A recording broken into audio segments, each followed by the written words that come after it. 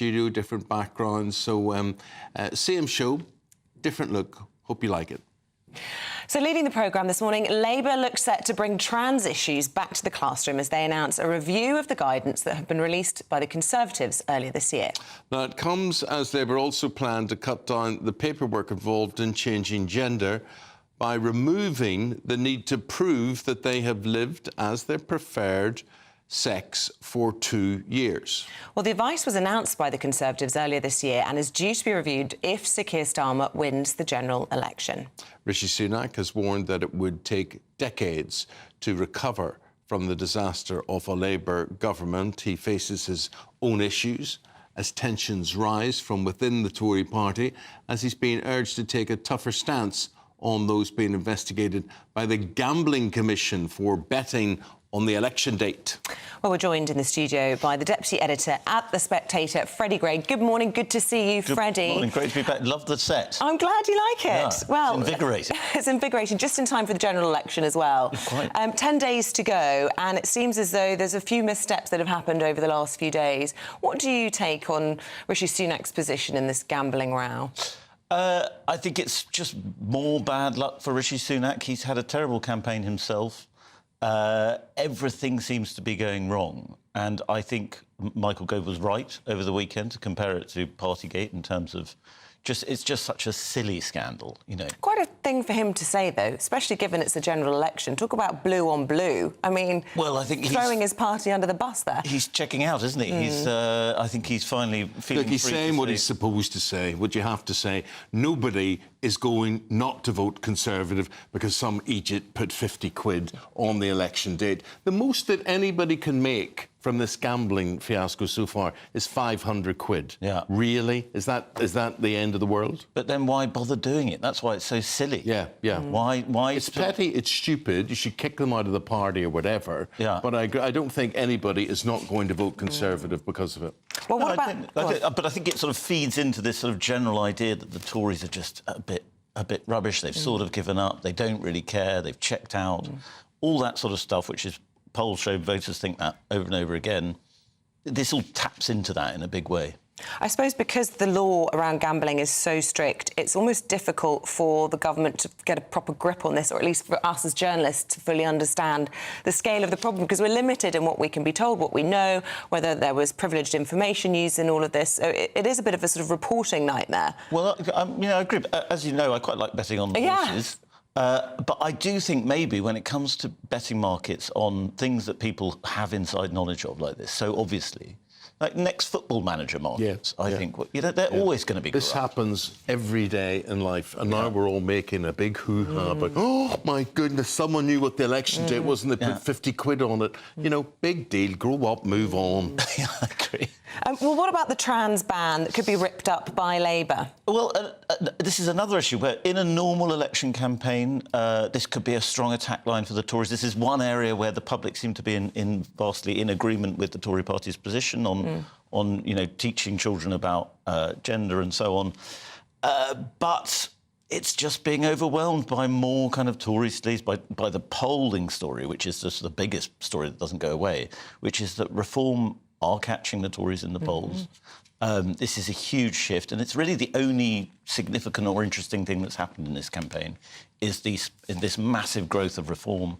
And despite lots of attacks on Nigel Farage in the last few days, doesn't seem to be slowing down their momentum. Yeah, front of the Financial Times has it that Conservatives lose a third of their voters since January, and most of those presumably going to Reform. Interesting, Boris Johnson has come out in the whole Farage thing, calling it nauseating drivel from the Reform leader. Yes, although somebody dug up a rather good front page of The Independent from a few years ago with Boris Johnson saying exactly the same thing as Nigel Farage was saying. Yeah. So I think, yes, they're going to throw lots of attacks at Nigel Farage. Were those comments politically stupid or naive? Yes, probably, possibly. Then again, I think quite a lot of people want to think about the Ukraine issue in a different way now. I'm not sure it's going to hurt him that much in the polls. All to play for. All to play for. Well, not for the Not Tories really. anymore. I think they're in increasing trouble. And what about this concept of a supermajority? There was an MRP Savanta poll last week that had the Tories on just 50 seats, and I think Labour plus 500. I mean, do you buy this argument that there seems to be at the moment about whether or not we need to look again at the way we vote in this country? You know, proportional representation versus first past the post. There will be a lot of people, presumably, in 10 days' time who will have voted for a party but not got anywhere close to their kind of government. Well, I'm in a small minority of first past the post defenders. Oh, right. I think it's a good system. Historically, it's been a good system because it enables us to have bigger, stronger parties, and the winner does take all. Even if it means that a party that gets, as Reform might do, many millions of votes only gets 1 or 2 seats. That seems very unfair, but what it has meant historically is that you have bigger parties that can be more decisive, whereas in proportional representation... But has that been the case? I mean, have you seen that with the Conservatives? Yes, it's been the case. It's been the case around the world. I mean, at the moment, if you look at the Conservatives, they can't seem to govern if as a broad church, but... But, I mean, could you imagine if we had a sort of democracy a bit like Israel's, where you have to form all these very complicated coalitions, you have to keep... People with entirely different points of view are trying to come up with sort of agreements on things. We saw our recent experience of coalition government, how unpopular that was in some ways. So I think first past the post, while it is very unfair on people who do well but don't win, it is a better system for government. Good stuff. That's Freddie not Gray. a very popular opinion, I know. Good to know what you think, though. Thanks Come very back and much. talk to us again, Freddie, Would love after to. 7 o'clock. Good seeing you. Thank you very much indeed. The search for the missing teenager, Jay Slater, who vanished without trace last Monday in Tenerife. Yesterday, police were searching a village near the last location his phone was traced to, but no sign of him has been found so far. Well, joining us now is the former Scotland Yard police detective, Peter Blexley. Good morning to you. Good morning. Entering day 8 of this search, how worried are you? Oh, I think the signs are really quite gloomy. If we look at what we've known for almost a week now, his phone ran out of battery, he had no fluids with him, he was in unfamiliar territory and trying to make his way a considerable distance back to where he'd been staying. With no update beyond those of any significance, I fear that this is probably a story that will not have a happy ending. Yeah. Other police forces have offered help, Lancashire Police Force being one of them, but they haven't been taken up on this yet. No, they haven't. You see, policing around the world is all about control. Police control crowds at demonstrations, football matches. They control crime scenes, witnesses, suspects, and they're supposed to control each other. All about control. Now, it's quite clear to me that the Guardia Civil, who are carrying out this search for Jay, have a particular kind of theory that they're sticking to, and they're following that in so much as that they're looking in the rural areas, the rugged outcrops, buildings, and the such like. What they do not want is to surrender any control of this search for Jay to any other body, which inherently they would do if Lancashire Police, for example, were to send officers out there, look at the inquiry from their perhaps different lens and come up with a different theory. Yeah, but I'm just wondering, what do Lancashire Police think they can offer on this, do you think? Well, bearing in mind that they manifestly failed to find Nicola Bulley, one might say perhaps not very much. It was, after all, members of the public that found her body tragically. I really don't know. I suspect they probably want to come on board in terms of managing the family, in terms of perhaps allocating a family liaison officer who would, of course, be English-speaking and therefore keep the family on side. I would imagine that is probably at the forefront of their thinking. Yeah. And you mentioned Nicola Bulley there. How much have you been reminded of the kind of public reaction in all of this? Because, for example, Jay's employer, where he was working as a labourer on a building site, has said they've had to take down a number of their well-wishes in their comments to the family because of all the negative and the sort of sofa sleuths and all the sort of online conspiracy theories, which is obviously very difficult for the family, but also often hampers police investigations. the public interest in this case has been vast. The Facebook page apparently has had over 500,000 followers to it. And if you in any way, shape or form put Jay's name into the internet, there is reams and reams and reams of a lot of which is quite frankly nonsense and some of which is heartfelt and contributed by well-wishers. This is so often the problem when a case takes on an identity all of its own, when it grips the public's interest. Because in the 21st century, you can go online, spout whatever nonsense you want to, and some people will think you're an authority. Yeah. But, Peter, I suppose the long and the short of this is the longer this goes on, the less likely it would be to have a happy ending. Undoubtedly. I think all the signs are gloomy. I see no chink of light or anything to be optimistic over in this case. I would, of course, be thrilled and delighted, like his family, to be proved fundamentally wrong. And is it difficult when, as a police officer, you're conducting an investigation and you do get these sort of, you know, overzealous sofa sleuths, perhaps sending officers off and resources off on completely wild goose chases? Whoever is leading this investigation, were it to be in the UK, for example, should be an experienced senior investigating officer. And as part of the experience that you learn in policing across the years, and as part of your training, you learn to deal with what is in front of you, the facts, the evidence, the credible information, and shut out all the nonsense. There will, of course, be some poor soul within policing who has to scroll through all of that to see if there is a nugget, you know, hidden deep within. But essentially, the main players in the team and those carrying out the search are tone deaf to the waffle. Peter, thank you very much indeed. Peter Blix is a former Scotland Yard detective. Thank you. Right, let's have a look at some more stories coming into the newsroom on this Monday morning. And the managing director of Manchester Airport has said he's really sorry for the disruption caused to passengers after flights were cancelled due to a major power cut yesterday.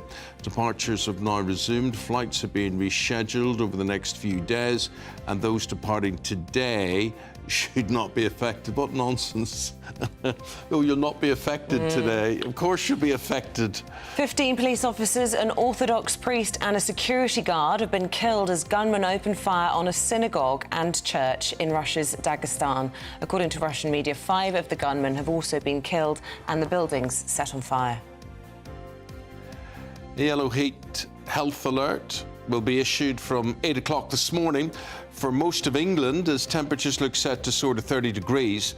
There are warnings over significant impacts on the health and social care sectors.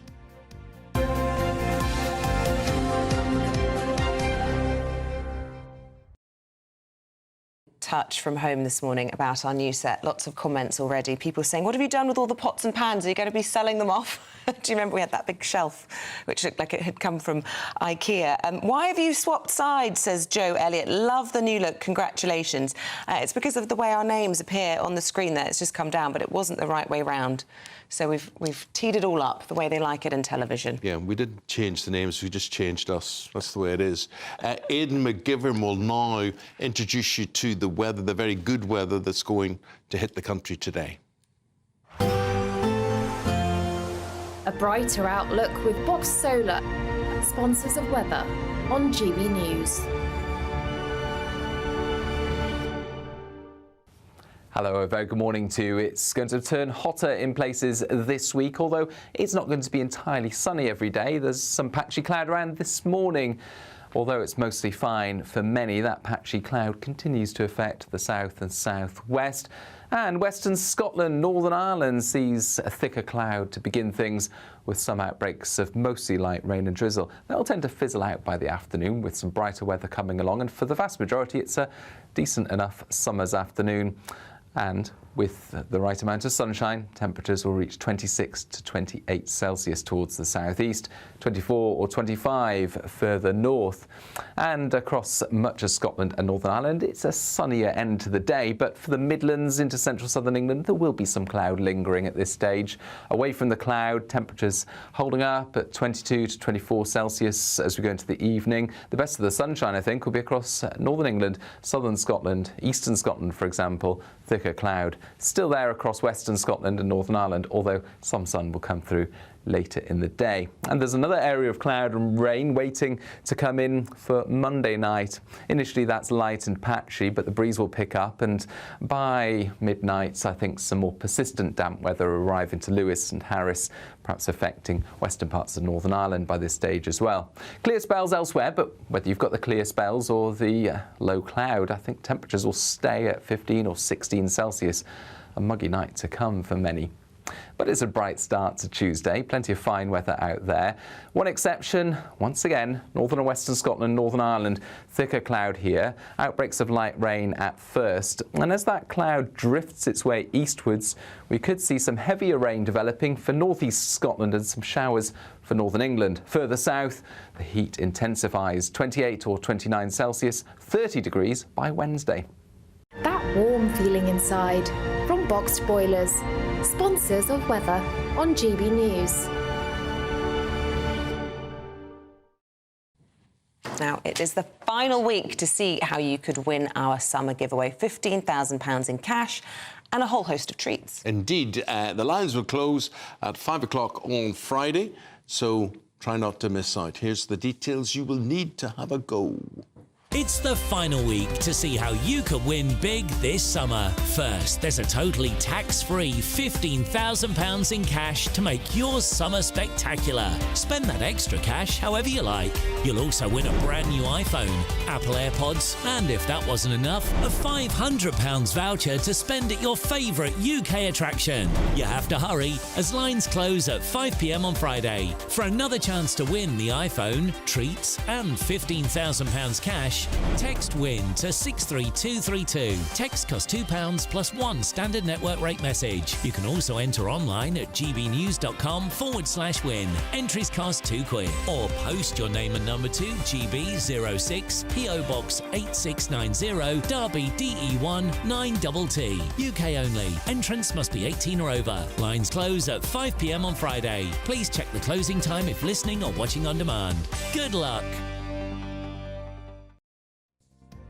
Still to come, Harry Kane has let go at Gary Lineker about criticisms of the England team. Paul Coyte will tell you all about that after the break.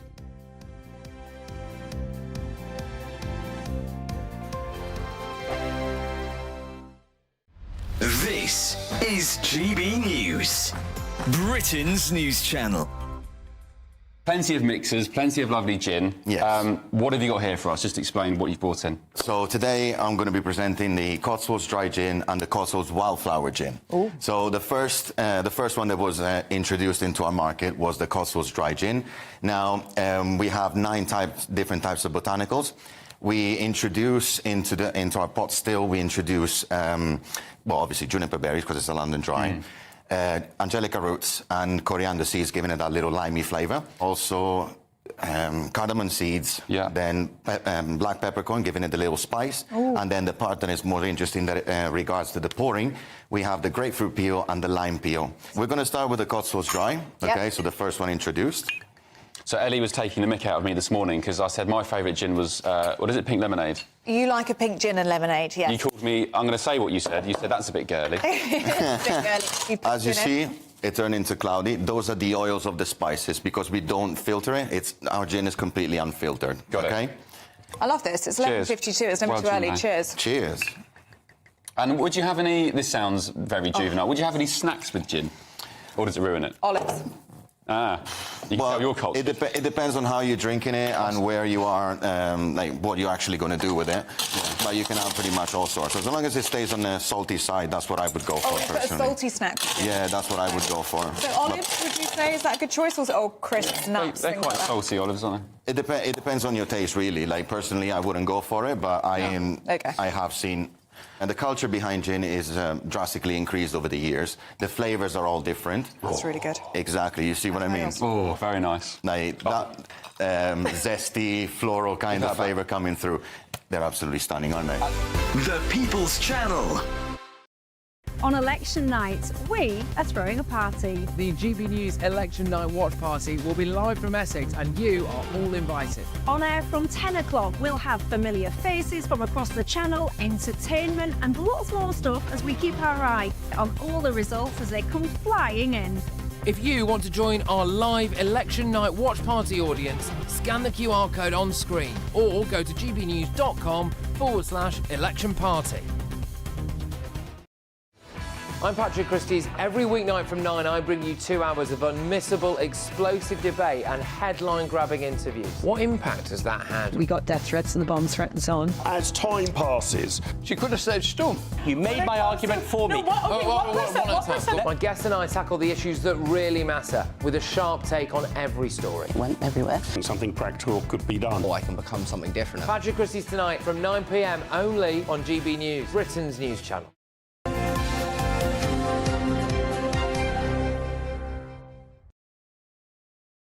Well, the 100th minute for Scotland yesterday, and there can be 100 minutes depending on the length of injury time. You don't like that, do you? You don't like it when it gets to 100 minutes? It had to be done last night. But would it have made any difference if they had have drawn? Well, it would have been a possibility that that Scotland could have ended up third and then could have qualified, and then that would have depended on other results. But the result against Germany, which was 5-1, I mean, then there was the good result against Switzerland, but then they lose to Hungary 1-0, and we say the 100th minute because there was a horrible injury to one of their players. So we're talking about 10 minutes out. I mean, he's all right, had to go to hospital, but this was a collision with the goalkeeper, Angus Gunn. So after that, 10 minutes were added on. Scotland are going forward. I mean, they had, everybody was forward apart from the goalkeeper. I mean, it was even the supporters were forward. Everybody was forward. Everybody was going forward for the goal. But then Hungary on the break. 25 seconds left. And it was all over. They should have had a penalty, though. I've got to tell you, Scotland it always happens whenever we see Scotland in major championships, and we know now, as I mentioned earlier, it's 12 attempts now, 1954, the first time. They never, ever seem to get, or ever do, actually get into the knockout stages, and the luck is always against them. So there was that penalty where Stuart Armstrong probably should have had a penalty, but it wasn't. Oh, come on, mate, they weren't good enough. You know what? We can do all that. I could be talking all about this till the cows come home, and quite frankly, Scotland were not very good. OK. They weren't very good. Hungary weren't great either, but it's all over. So far, England haven't been very good either, and Gary Lineker has been the target of abuse from who on this? Well, I say abuse, not really abuse. Harry Kane has stood up for the team. Now, Gary Lineker, I've got to tell you, I thought what he was saying, it was firm, but it was fair. And Alan Shearer did it as well. And they criticised the England team, said it wasn't good enough. And Harry Kane then had a very difficult job because obviously he was asked about this in the press conference. This is what Harry Kane had to say about the criticism. See, maybe when I'm 40 or 50 and I might be on one of those pundits trying to dig players out. I hope I'm not, but it might change. But it is what it is. But I think from my point of view, just with the experience of, players who have been there and been in the experience and maybe not played well in certain games and know it's tough to play for England, it's just like, OK, well, maybe take a step back and see where you were and what it was like and It's really tricky. Listen, I hope Harry doesn't become a pundit then, because if you're going to get somebody that's not going to tell the truth, they're not going to speak the truth. Exactly. And a lot of these players are just used to standing in tunnels and saying, well, it was a game of two halves and it went, but we don't care. We want to hear the truth about things. You're not very good, Harry. The team's not very good. Harry's point was the England teams have never been very good. I'm not ever going to have you say that Harry Kane's not really good. I'm just not going to have that. He didn't play very well, but he is a fantastic footballer. But as far as Lineker and pretty much every other pundit that's actually said, it was bad and this is the reason I'm having to go at Gareth Southgate, I know it may not be good and it may be counterproductive as far as the team's concerned, but it's up to the team to start playing decent football. And if it works, then maybe they'll get decent criticism. We're a feel for Harry Kane. You're absolutely right. Complete class act. Yeah. He is. but tactically he's been made to play. He's being made by his manager to play in a certain position and in a certain way, and that's the bit which he can't criticise. See, the thing with Harry, I think what's happened is that he's playing so far forward, and then he is such a brilliant footballer and is thinking, right, I'll come back a little bit more and help out. And then it seems to be packing the midfield. I mean, we could go into all the ins and outs of this, but the bottom line is England are not very good. It's Slovenia tomorrow night. Things have to get better. And you've got to put up with criticism. That's what people are here for. There's so many other sports, especially these days, and I've seen it where it's, oh, well, very well done. You know what? Didn't quite win, but, you know, well done for trying. No. If it ain't right, you've got to say so and have the right to say so. These are professionals, so we should be able to say, call them out if it's not good enough. What time are we playing tomorrow, out of interest? 8 o'clock. Oh, well, they're always too late for me. 8 o'clock tomorrow, yeah. So that's why Wednesday I might be a little bit bleary-eyed whether we lose or whether we win. But then again, that's usual for me, isn't it? That's usual for me. Too late. Anyway, have we got time for a little bit of Andy Murray? Yeah. We do. I'll tell you about Andy. We're a little concerned about Andy because, Isabel, you go on Wednesday next week, don't you? I'm going on Tuesday. Wimbledon starts on Monday, and I'm thinking I may see the very last Andy Murray performance, but now he's got this problem with his back, and he's had an operation on Saturday, so it seems extremely He's had a cyst taken out. It's a cyst. It's down to sort of degeneration of the spine, and that's in there, and apparently it's full of sounds a bit too close to But anyway, he's had to have that removed, and they say usually 6 weeks. Now, it was the ATP Tour put a tweet out saying that Harry, you know, we're very sad to see that Andy Murray is not going to be playing Wimbledon. That was taken away because no decision's been made. Right. So even if he comes out on crutches, I still think. Can you imagine the reaction? Did you see him play last year? Because I did, and that could be that I have actually seen his last ever Wimbledon. That's Job true, done. Because I was the one that went on until 11 Oh, and o'clock. I went the next day and I watched the end of the during match. the middle of the there show. you go. It was that day, so I couldn't be there. It wasn't you, by the way. It was just because I was tired. That's all it was. Thanks very much. We look forward to hearing what will go for him. Thank you very much. We wish indeed, him Paul. well. We hope to see him. We really do. Thank you. So, Croatia will also play Italy tonight, and Albania, Spain in the Euros. Still to come, we'll be looking at the front pages and the biggest stories of the day. We've got Dawn Neeson, we've got Chris Akabusi. They've got the news and the papers next.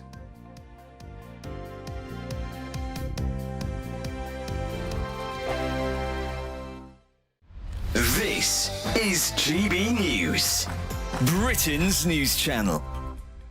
Almost half of those seeking to have an affair are happier with their job than with their primary relationship. But what exactly does a cheater do for a living? Well, medical assistants and nurses, surprisingly, top the lists of professions for female cheaters. And it's jobs in IT or tech for male cheaters, which I think is less of a surprise. No.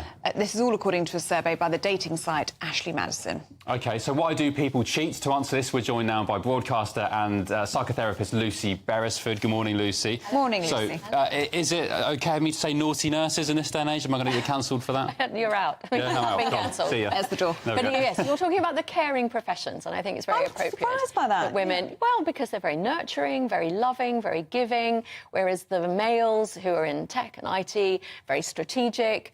Is there a link between high-pressure jobs, maybe nurses infamously, you know, they're working long hours, underpaid, stressed out? Is there a link between jobs of that nature and cheating, maybe as a relief? Absolutely. Is it just about sex? Or is it about emotional connection? Is it about emotional validation?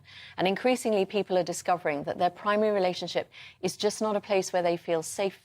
This survey found that personality didn't actually come into it that much. It was about half and half if you're an introvert or an extrovert that you'd be likely to have an affair. I think that's right. And I think that just speaks to the fact that all people want to have a good emotional connection. So it doesn't matter whether you're really social or whether you're someone who has to recharge your batteries in private time, that actually we only ever want 3 things in life.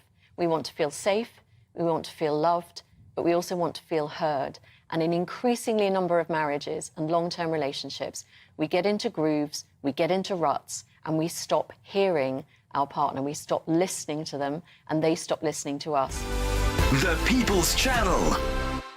GB News is Britain's election channel. And when the big stories break, we're tackling them on Britain's newsroom. When we disagree, and we disagree a lot, it's even livelier than normal. We don't disagree that much. We do.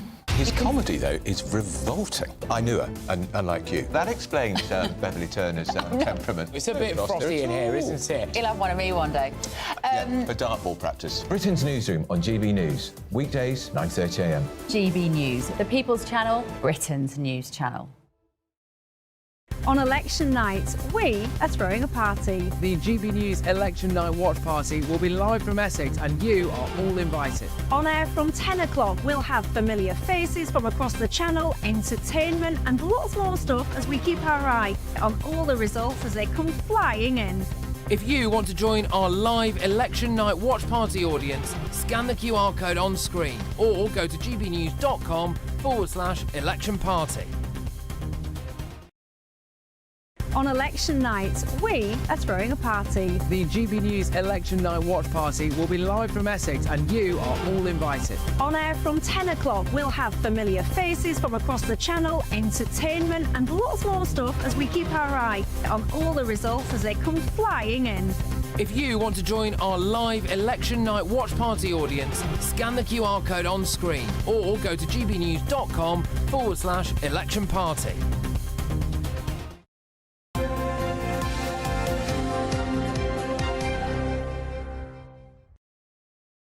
Front pages of the papers on this Monday morning. Daily Mail, first of all.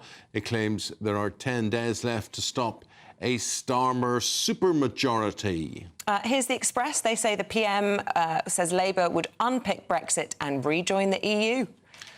Changing gender will require less evidence under Labour claims the Times. It's an all-England civil war in the sun as Harry Kane lays into Gary Lineker over his criticism of the team's performance.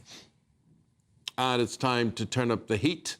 As the Metro says, summer has finally arrived, but it could be short-lived with thunderstorms on the way by the weekend.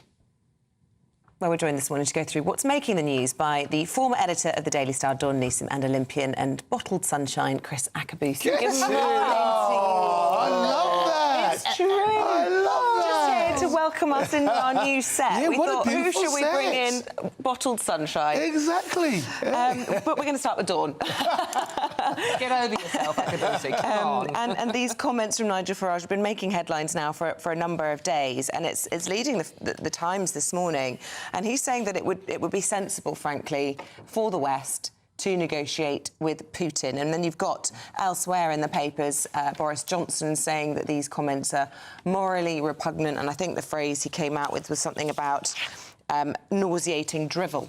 Well, yeah, it's certainly good fodder for the newspapers anyway. And, you know, I mean, look, this all comes from that interview on Friday night, and it's a story that's run and run and run. And say what you want about Nigel Farage, but he knows how to generate headlines for himself. Look, I mean, as I said, this story has run since Friday night when he made those comments that basically the West are partly responsible for the situation in Ukraine. Now, without any nuance to that debate, everyone goes, oh, my God, that's awful, how can you say that? But the nuance behind it is actually very interesting. You obviously, in a soundbite interview, don't have time to go into that. So he has made it very, very clear that I am not and never have been an apologist or a supporter of Putin. His invasion of Ukraine was immoral, outrageous and indefensible. His point was about NATO and the expansion of NATO. Now, where I disagree was Ukraine had been turned down for NATO, so it wasn't actually happening. But this bit, the story today in the Times has moved it on again, where Farage has said that he wants to start sensible negotiations with Putin.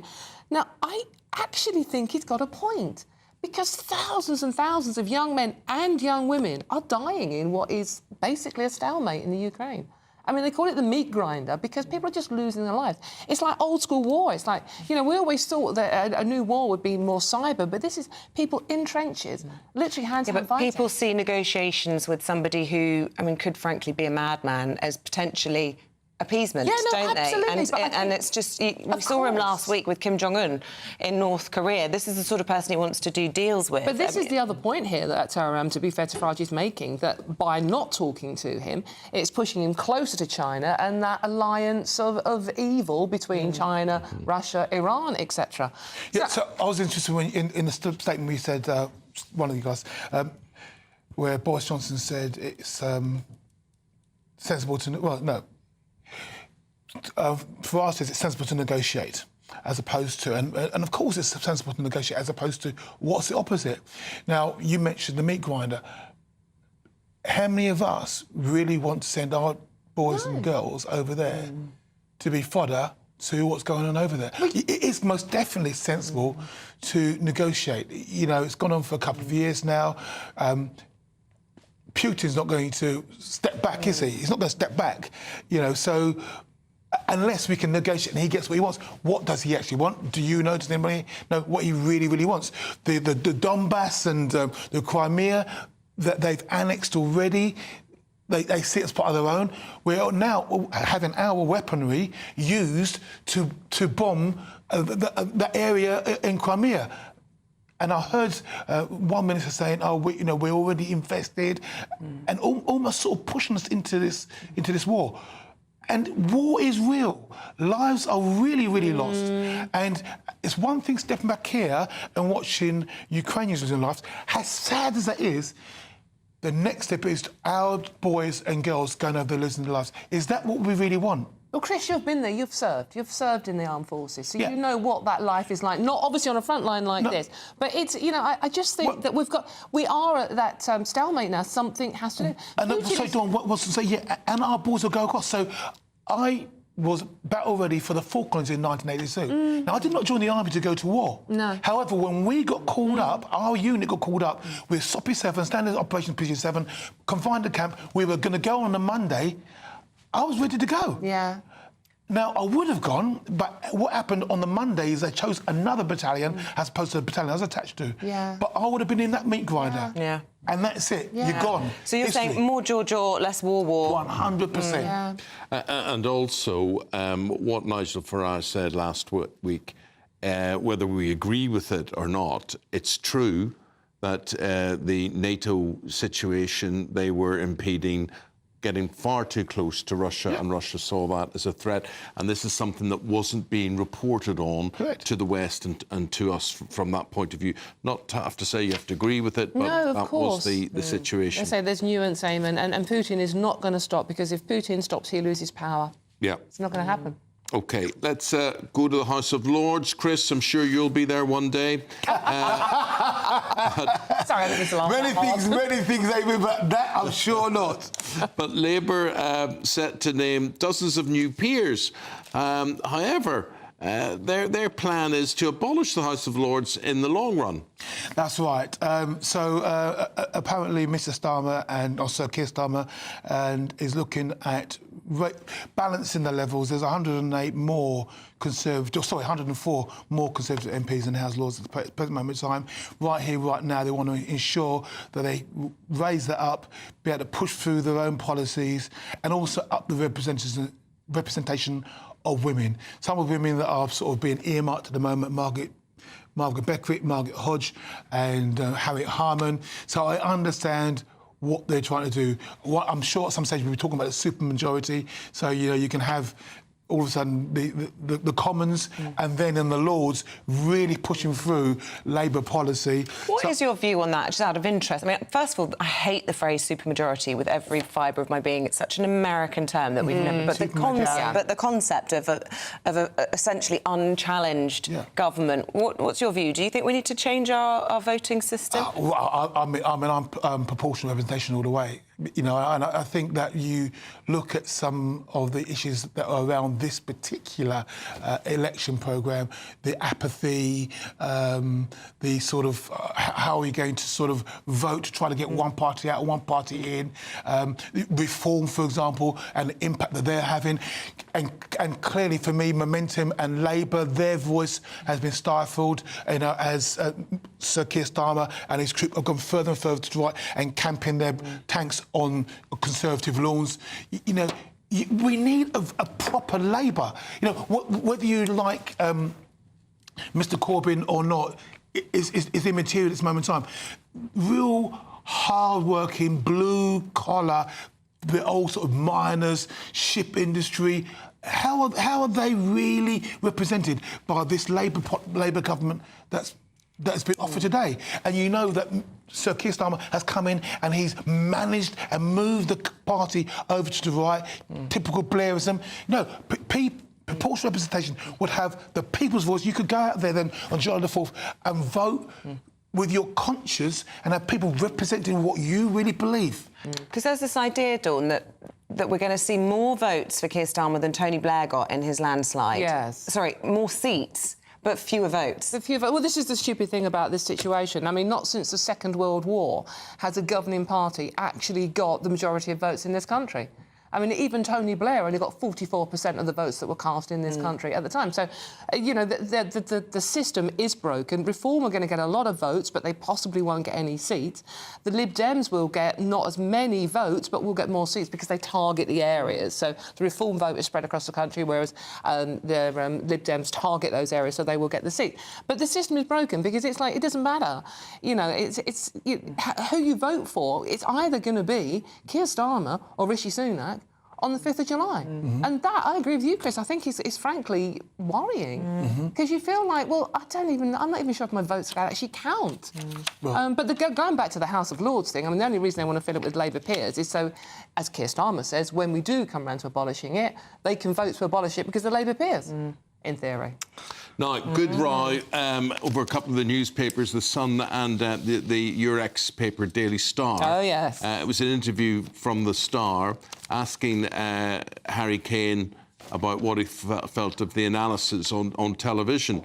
And Harry doesn't believe that ex-players, particularly an international striker like Gary Lineker, should be critical of the team, because he said, well, you wore the shirt as well. You've been part of the decline we've had over the years. Well, I mean, obviously, if you watch the performance against Denmark, I think anyone that's a football fan, and both Chris and I support, obviously, West Ham, so whether we're a fan of football is another debate. But, I mean, it wasn't a great performance, and Gary Lineker, and I thought Alan Shearer's head was literally going to explode when he was doing the commentary. I noticed there's no mention of Alan Shearer here, and Alan Shearer was more critical than Gary Lineker. And therefore, I would say two of them, as excellent, superb England strikers, have every right to criticise. Harry Kane, so I saw a headline which said, Harry Kane hits back or hits up. He didn't.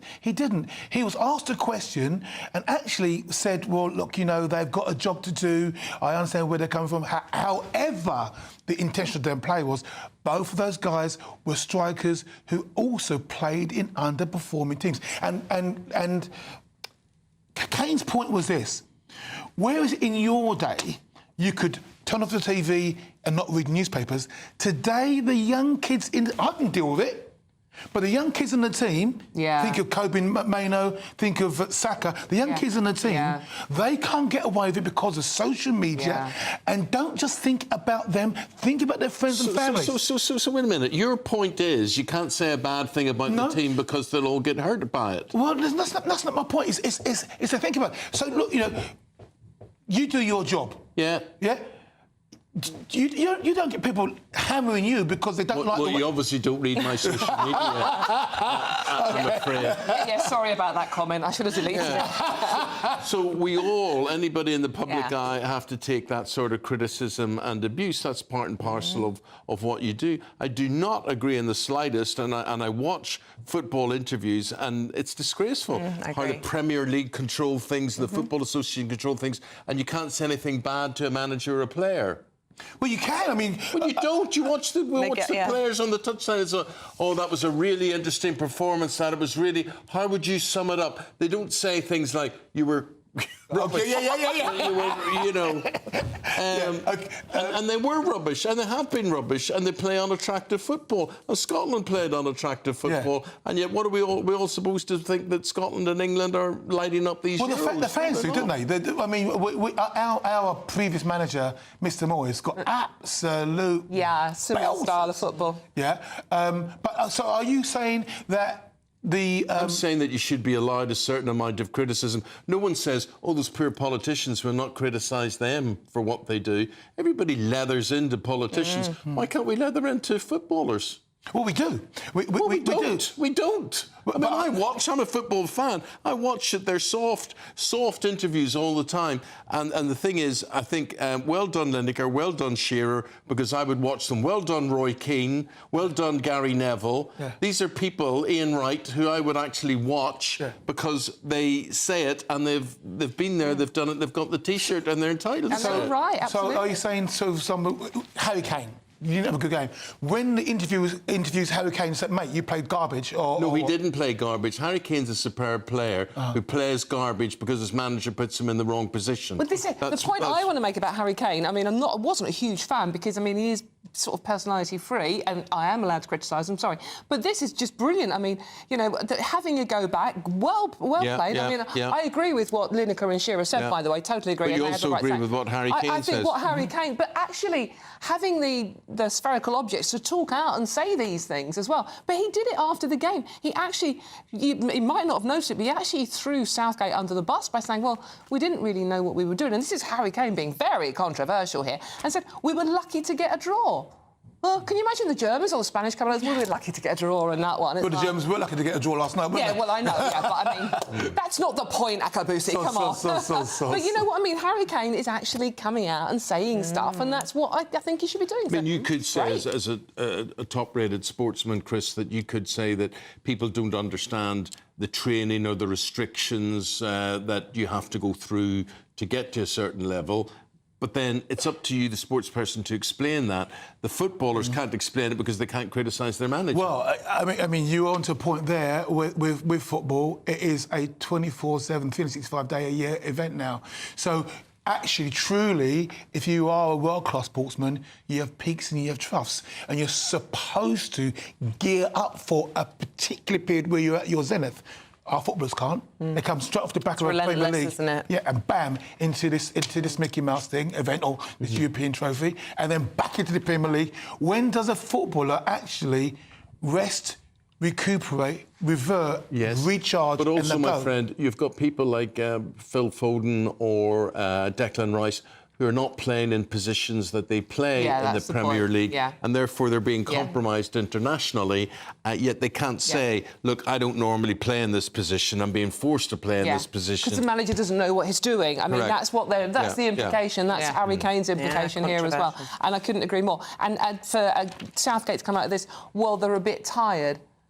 Every player across Europe is a bit tired. They're all in the same position, so it's a bit but we're missing Calvin Phillips. Yeah, Calvin Phillips, you know, good guy, good player. About 4 or 5 years ago. Yeah. I mean, we had him at West Ham, and he was definitely toilet. Sorry. How dare you criticise these young players? Yeah, well, exactly right. Sorry to Mr. Phillips. Dawn, let's talk about seagulls, something that I know that our audience have strong opinions on. And these dive-bombing seagulls have been delaying what, according to the Telegraph? No, this is like, this would normally be a splash in the Daily Star or something like that, because they love splashing on seagulls because it sells papers. But this is actually in the Telegraph, no less, and it's page 3 of the Telegraph. And this is the Royal Mail in Liskeard in Cornwall have sent a letter out to the residents saying, I'm sorry your mail is being delayed. We can't deliver today because our posters are being dive-bombed by aggressive seagulls, so we can't get through them because the But I'm sure that's true. Yeah, no, I know it. I'm not saying it's quite Harry Potter, isn't it? It's in the Telegraph, of course it's true. No, it is true. The thing that amazes me is why this idea that people seem to want to defend, or certain authorities and things want to offend vermin like seagulls, and that's what they are. They don't contribute to anything, and yet they are this incredible protected species. Well, I mean, and they are very noisy as well, and they are big. I mean, you look at some of these birds. You don't want to be dive-bombed by an aggressive seagull. You can end up, you know, serious injuries. Yesterday at the mighty Woburn, where I played golf, you were playing golf, were you, Chris? There's a whole flock of seagulls going up the. Where was it? The Dukes, the Duchess. It was a Duchess. That's one of the courses. And it's actually, they make a whole lot of noise. And when you have a whole flock coming down on your fairway, you don't want to take... Well, you do. You make sure you got your 7-iron in your hand, because you ain't coming anywhere. Can't do that. No, I think it's time to get tough on seagulls. I agree. Let's get tough on them. Yeah. Yeah. What do you do to them, Eamonn? We have to cull them. Yeah. Yeah, you get birds of prey to do the Right, do it for you. They do that. They used to do that at Crystal Palace. Yeah, they do that lots of places. Yeah. Should we stay with wildlife, Eamonn? What do you fancy? A bit of stag? Stag? Yeah, this is another So why, Chris, there's a stag which was put down, people thinking they were doing it a favour, and they fed it what? Yeah, croissants and all sorts of other sort of sticky sweeties and things, as well as what they thought like fruit and nuts, etc. It was a friendly stag. A friendly stag would come labouring up into the car park, for example, hand-fed. The food that it was getting is obviously not conducive to its welfare, sugars and other sorts of preservatives. And eventually Callum, the stag, had to be euthanised. Now, again, I remember my own golf course, we've already mentioned them, we had a couple of foxes that were like this, and they would come sniffing around your bag and people would give food. And eventually, over a period of 18 months, you saw this which was once a very proud, beautiful, full, plump fox, just get really emaciated and patchy, manged, etc. Because it can't take the refined foods and refined sugars, etc., that we have actually got ourselves used to. I think it just goes to show how out of touch people are with wildlife. I mean, it's quite obvious, isn't it, that you can't feed these animals sweets or croissants or... I'll tell you what is obvious.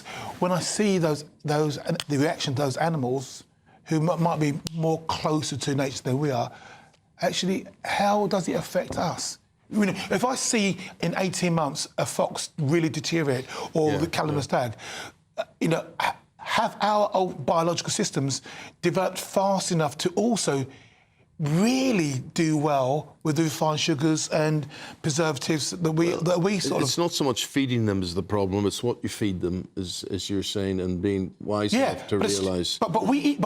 So what I went on to is that... But we eat this stuff ourselves. Yeah. So the food industry have given us foods that animals can't deal with, and I think we're still animals, are we not? Yeah.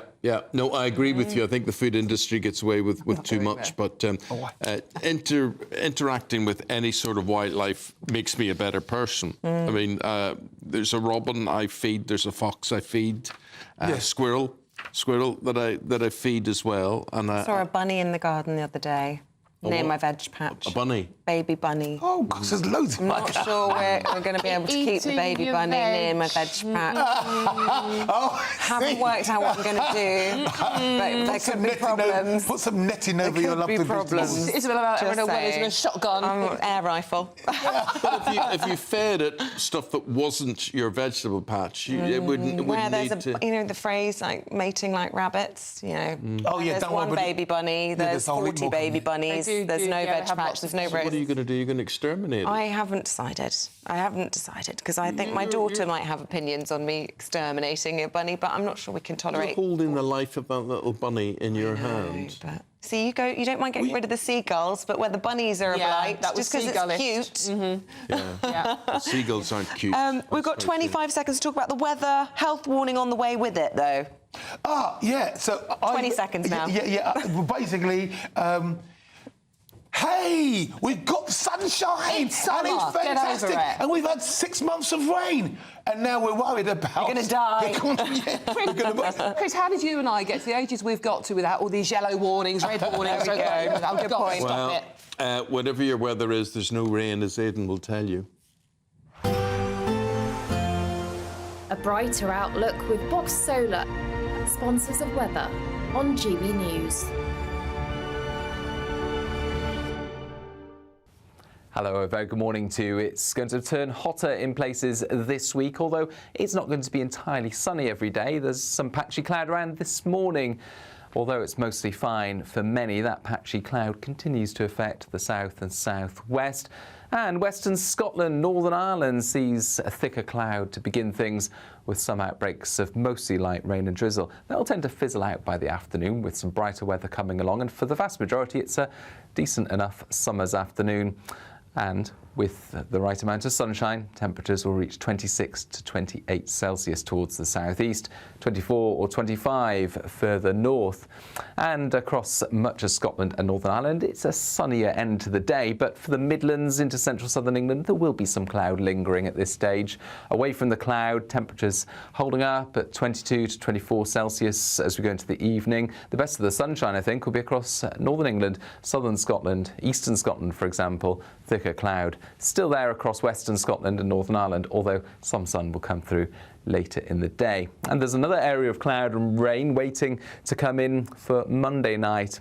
Initially that's light and patchy, but the breeze will pick up, and by midnight I think some more persistent damp weather arrive into Lewis and Harris, perhaps affecting western parts of Northern Ireland by this stage as well. Clear spells elsewhere, but whether you've got the clear spells or the low cloud, I think temperatures will stay at 15 or 16 Celsius. A muggy night to come for many. But it's a bright start to Tuesday, plenty of fine weather out there. One exception, once again, northern and western Scotland, Northern Ireland, thicker cloud here, outbreaks of light rain at first. And as that cloud drifts its way eastwards, we could see some heavier rain developing for northeast Scotland and some showers for northern England. Further south, the heat intensifies, 28 or 29 Celsius, 30 degrees by Wednesday.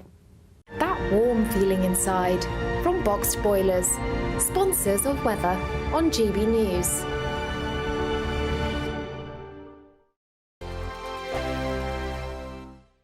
It's the final week to see how you can win big this summer. First, there's a fabulous £15,000 in tax-free cash to ensure this summer is special. What would you spend that on? Next, you'll also receive the latest iPhone 15 and a set of Apple AirPods. And finally, £500 to spend at your favourite UK attraction. You have to hurry, as lines close at 5 p.m. on Friday. For another chance to win the iPhone, treats and £15,000 cash, text prize to 63232. Text costs £2 plus one standard network rate message. You can also enter online at gbnews.com/win. Entries cost £2. Or post your name and number to GB06 PO Box 8690 Derby DE1 9TT. UK only. Entrance must be 18 or over. Lines close at 5 p.m. on Friday. Please check the closing time if listening or watching on demand. Good luck. In the GB newsroom, we bring you the news as it happens. With our team of dedicated journalists across the UK, GB News brings you accurate reporting of the day's topical agenda. When the news breaks, wherever and whenever it's happening, we'll be there. This is GB News, the People's Channel, Britain's news channel. I'm Mark Dolan, and this is GB News, the People's Channel, Britain's news channel. If you want your news to be straight talking, this is a nightmare for the Conservatives again. Down to earth. It's not just Nottingham where this is happening, is it? And most importantly, honest. Hard-working, middle-class taxpayers, they'll get their book thrown at them. Then catch me, Martin Daubney, Monday to Friday, 3 till 6 p.m. on GB News, Britain's news channel. I'm Christopher Hope. This is GB News, Britain's election channel.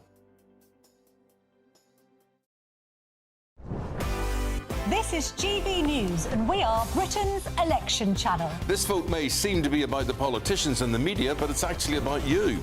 We won't forget that. Join us up and down the country as we follow every moment together. More than ever, it's important to hear all sides as you make your decision in the run-up to polling day. This is GB News, the People's Channel, Britain's election channel.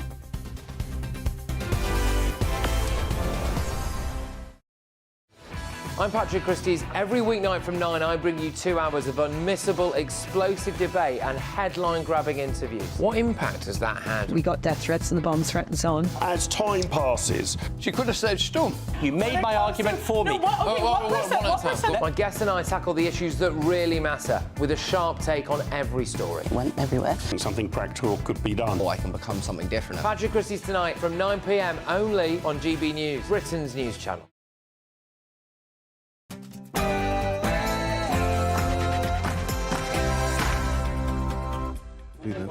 Good morning. As Labour looks set to rip up the Conservatives' trans ideology school ban.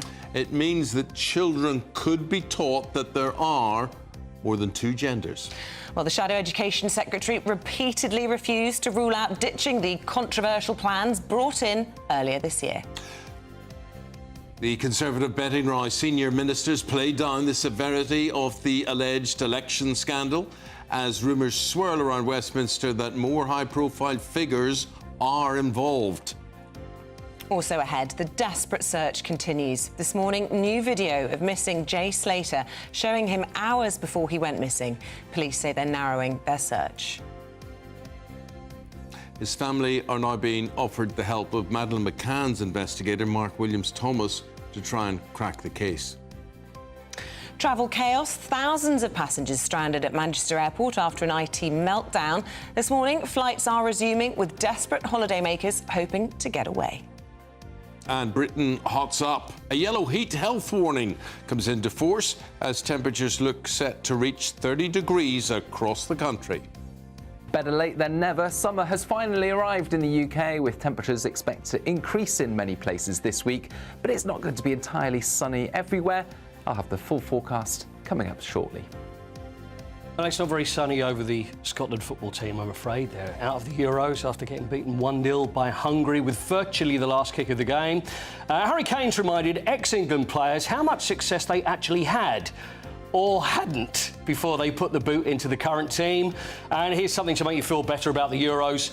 England's T20 cricket team show us that tournament sport is all about, momentum. Momentum. They started the World Cup slowly, but after battering the USA, they're now in the semi-finals.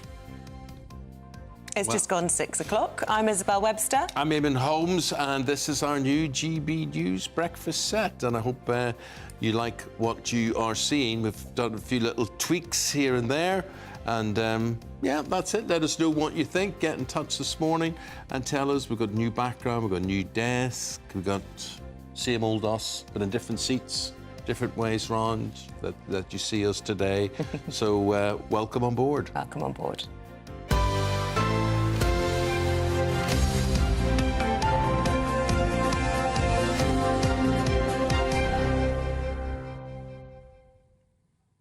So Labour looks set to bring trans issues back to the classroom as they announce a review of the guidance released by the Conservatives earlier this year.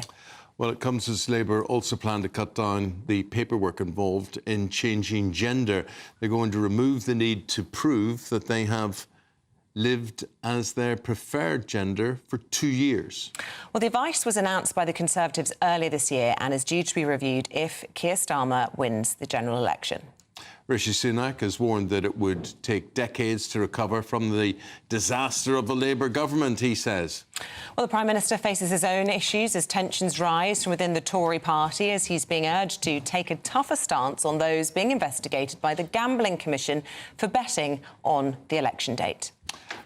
We're now in the studio. We're joined by the Deputy Editor of The Spectator, and that is Freddie Gray.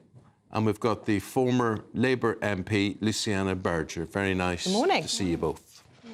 Welcome to the programme. I'll start with you, Luciana, because we haven't seen you yet, and it's lovely to have you on Breakfast with us. Thank you for joining us. Lots of the headlines focusing on Labour's plans to rip up the school trans ban, and that will worry a lot of people. Well, that is not exactly what was said. I think if you actually delve into those stories that are on the front pages of 2 newspapers today, it's about Labour reviewing the guidelines. And I listened very closely to what the Shadow Education Secretary, Bridget Phillipson, said during the media round yesterday. I should obviously point out that she's a candidate at this election, and who knows what the outcome of that election will be in 2 weeks' time. But Labour has said it is going to review the guidelines. That is not the same as ripping up the guidelines. They need reviewing? Do you think they need reviewing? Well, I listened to the reason why, and as Bridget Phillipson herself said yesterday, there are some principles within it that are very clear. She pointed to some very partisan language within them and unnecessary language. And she thought that, that's some of the things, but she would be open to listening to what the responses would be to the draft guidelines. They are only draft in terms of what's been put out so far, and listening to what many people have to say about it. And I think anyone would want that from a potential incoming government. But I suppose the fears and what the papers are picking up on is this concern about children being taught that there are more than 2 genders. I mean, what's your own view? Do you think that children should be taught that? Well, again, in terms of that's not what's actually happening at this moment in time. It's about some draft guidelines which have been put together, and part of the criticism is it's the haste and the speed in which it's being put together as well. Let's not debase this to an argument and what we just see on the front pages of our newspapers. This is our children, it's their well-being, and I think that when we can have these conversations and debates in just a couple of minutes, but actually we're talking about some very very complex issues, and let's go through a process where we actually look at the evidence and hear what people think and what experts. Well, Freddie, that's a fair point Luciana makes there. But as the deputy editor of the Spectator, do you sit now in fear and trepidation of what looks like the inevitable, that Labour will form the next government? No, I think, like a lot of people in this country, it's like sort of a certain relief that this Tory government is kind of really failing in all ways. It's clapped out. I do worry about a Labour supermajority because I don't like actually a supermajority for any party. I think there needs to be a good opposition and a sizable opposition. And I do think Labour are slightly dishonest, if that's perhaps being a bit too strong, but certainly they are hiding a lot of what they're planning to do. And I think a lot of people won't like what Labour do. But you're talking about tax. Well, tax is part of it, but I think on other issues, there are things like, nuclear deterrence. I think probably Keir Starmer will stick with the nuclear deterrence, says he's going to replace Trident. Then you have someone like Angela Rayner going, well, of course, I don't actually support the policy that I support publicly. And you get that quite a lot from Labour politicians. They're like, oh, no, of course, we're just saying this at the moment because we've got to get elected. Yeah, we've got to get elected. To be elected, we have to support it. Get elected, and then we can go back to being radical. Or something. You do get that from parts of the party. But nothing's going to happen to our nuclear policy or whatever, especially, since Russia's antics in the Ukraine now. All that is history. I mean, things will stay the way they are. I think, actually, on foreign policy, I suppose what's really interesting is you will get the same. You'll get the same from Labour as you got from the Tories. Yeah. It'll be hostile to Russia. It'll be pro-Israel in Gaza, but raising concerns because of their electorate. I don't think you're going to get a substantial shift. If you voted Reform, you might, because of what Nigel Farage is saying about Russia and so on. And that's obviously very controversial. But in terms of foreign policy, I think it'll pretty much be the same.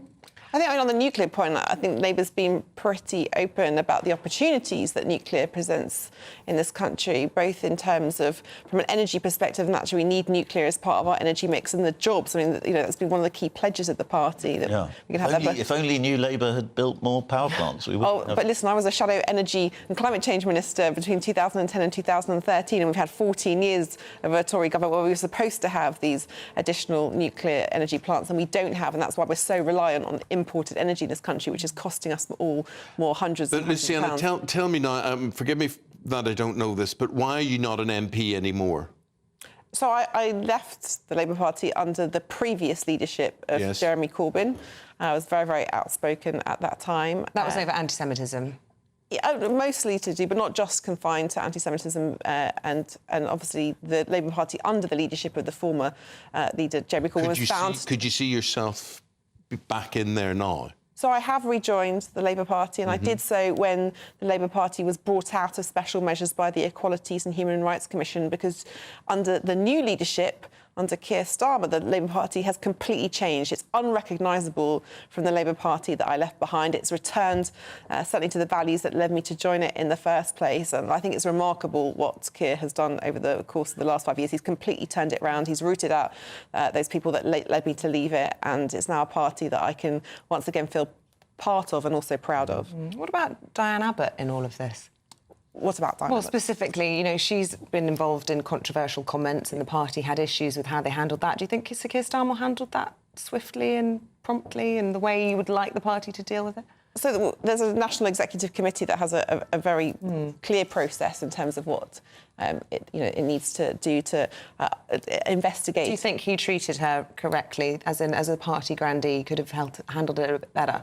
Well, I think obviously the election came sooner than people were anticipating, so there was a process that anyone has to go through when they're found to have made comments as happened. I think just like the Tories, Labour hate each other, and it's going to come out very soon. Within being in power, within a few weeks, we'll see the tribes re-emerging, factions fighting. The broad church. the broad church will collapse, as it always no, does. I disagree. I think we've seen the most united Labour Party that certainly I've even been a part of. Everybody's united when power is close, but once in power, tensions start to come out again. And I do think Keir Starmer, you know, while he's been very shrewd in the way he's sort of remoulded the party, I do wonder whether the public are going to like him much as a leader. I don't think... He was at Taylor Swift over the weekend. He's down with the people. Better timing on that. He was at the same time as my daughter. Oh, really? Yeah, I think everyone's had a bit of time off from the campaign. I mean, it showed, you know, that, like many people, he was like human and wanted to spend some time with his wife on the weekend. William-style dance moves from him, though. Did you see those pictures of I did, amazing. Yeah. It was incredible. Absolutely extraordinary.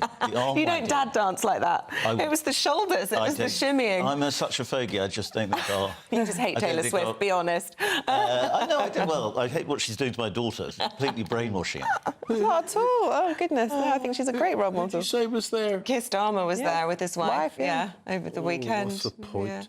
I'm going through London yesterday. There were just women everywhere in cowboy hats. Yeah. And I'm amazed at the appeal that, what's her name? Taylor Swift. Taylor Swift has. I couldn't name you one of her records. Yes, you could. Shake it out, shake it off. Oh, yeah. There you go. Yeah, I could do that, yeah.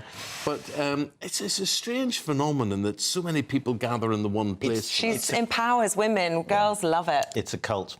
The cult of Taylor Swift. Well, that's a whole nother debate. But for now, Luciana Burger, forgive me, and Freddie Gray, thanks very much indeed. Thank you both. Thank you very much indeed. Day 8 of the search for the missing teenager, Jay Slater. He vanished without a trace last Monday. Well, yesterday, police were searching a village near the last location that his phone was traced to, but no sign of him has as yet been found. Well, let's go to Tenerife. We go there live this morning, and joining us there, senior global reporter for Mail Online, Nick Pisa. Nick, good morning to you. Morning. What's the latest you've got for us, Nick? Well, as you said there in your introduction, Eamonn, this is day 8 now. It's virtually to the hour the last time that Jay Slater was in touch with his friends. If we go back and refresh everyone's memory with the story, he arrived here nearly 2 weeks ago now to attend this weekend rave festival called NRG here at Playa de Americas in southern Tenerife. He was there with friends, and then at an after party, which finished at about 5 o'clock in the morning last Monday, as I say, a week ago today, he went off with 2 British men to the area that you're looking at now in that park up in Masca. It's a very mountainous area. It's about 19 miles from Playa des Americas, and that's from there. We know he sent 2 photographs of himself to his friends saying he was at this house. Then he appears to have left that house after attending that after party at the nightclub Papagayo, and he's tried to get a bus back to Playa de Americas, which he has missed. And a lady up there who I've spoken to said that she used sign language to indicate to him that the next bus wasn't until 10 o'clock. So he then tried to walk back. As I say, it's a good 10, 11 hours, but he appears to have walked in the wrong direction. The last signal we have from his mobile phone is at a ravine called the Masca Gorge Ravine, and the police have been focusing their attention there for the last 7 days using a helicopter, drones and dogs. They've been up there all weekend. And at the weekend, his father, Warren, and his brother, Zach, also went up there, and they had a very emotional... there were emotional scenes there. They hugged each other and cried, and they both just said that they want him back as soon as possible. I suppose a lot of people will be thinking about what happened to Dr. Max Mosley not that long ago on another holiday island in the hot temperatures. Michael Mosley, forgive me. And, you know, thinking about whether or not something similar could have happened, whether he's got into trouble in the heat. But then you've got all the kind of armchair sleuths, you know, questioning whether or not there's been anything of foul play that's gone on. What are the police considering? I suppose everything's on the table at this stage.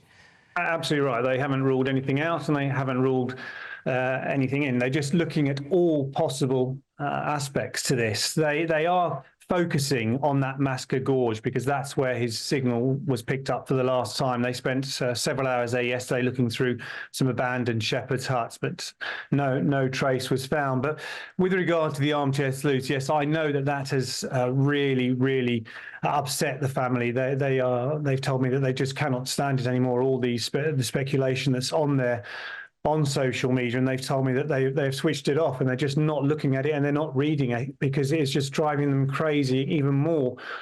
worry is building up in them. The mother, Debbie, who I've spoken to several times, is just absolutely fraught and just bursts into tears, just saying she wants Jay back. She wants my Jay back. That's all she keeps saying. So we can only imagine what's going through her mind. It must be awful for her and the rest of her family and his friends.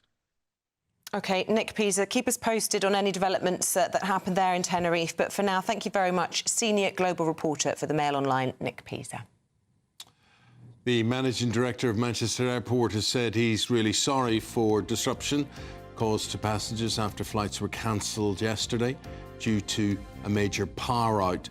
Departures have now resumed. Flights are being rescheduled over the next couple of days, and those departing today should not be affected. 15 police officers, an Orthodox priest and a security guard have all been killed as gunmen opened fire on a synagogue and a church in Russia's Dagestan. According to Russian media, 5 of the gunmen have also been killed and the buildings set on fire. A yellow heat health alert will be issued from 8 a.m. this morning for most of England as temperatures look set to soar to 30 degrees across the country. There are warnings over significant impacts on the health and social care sectors.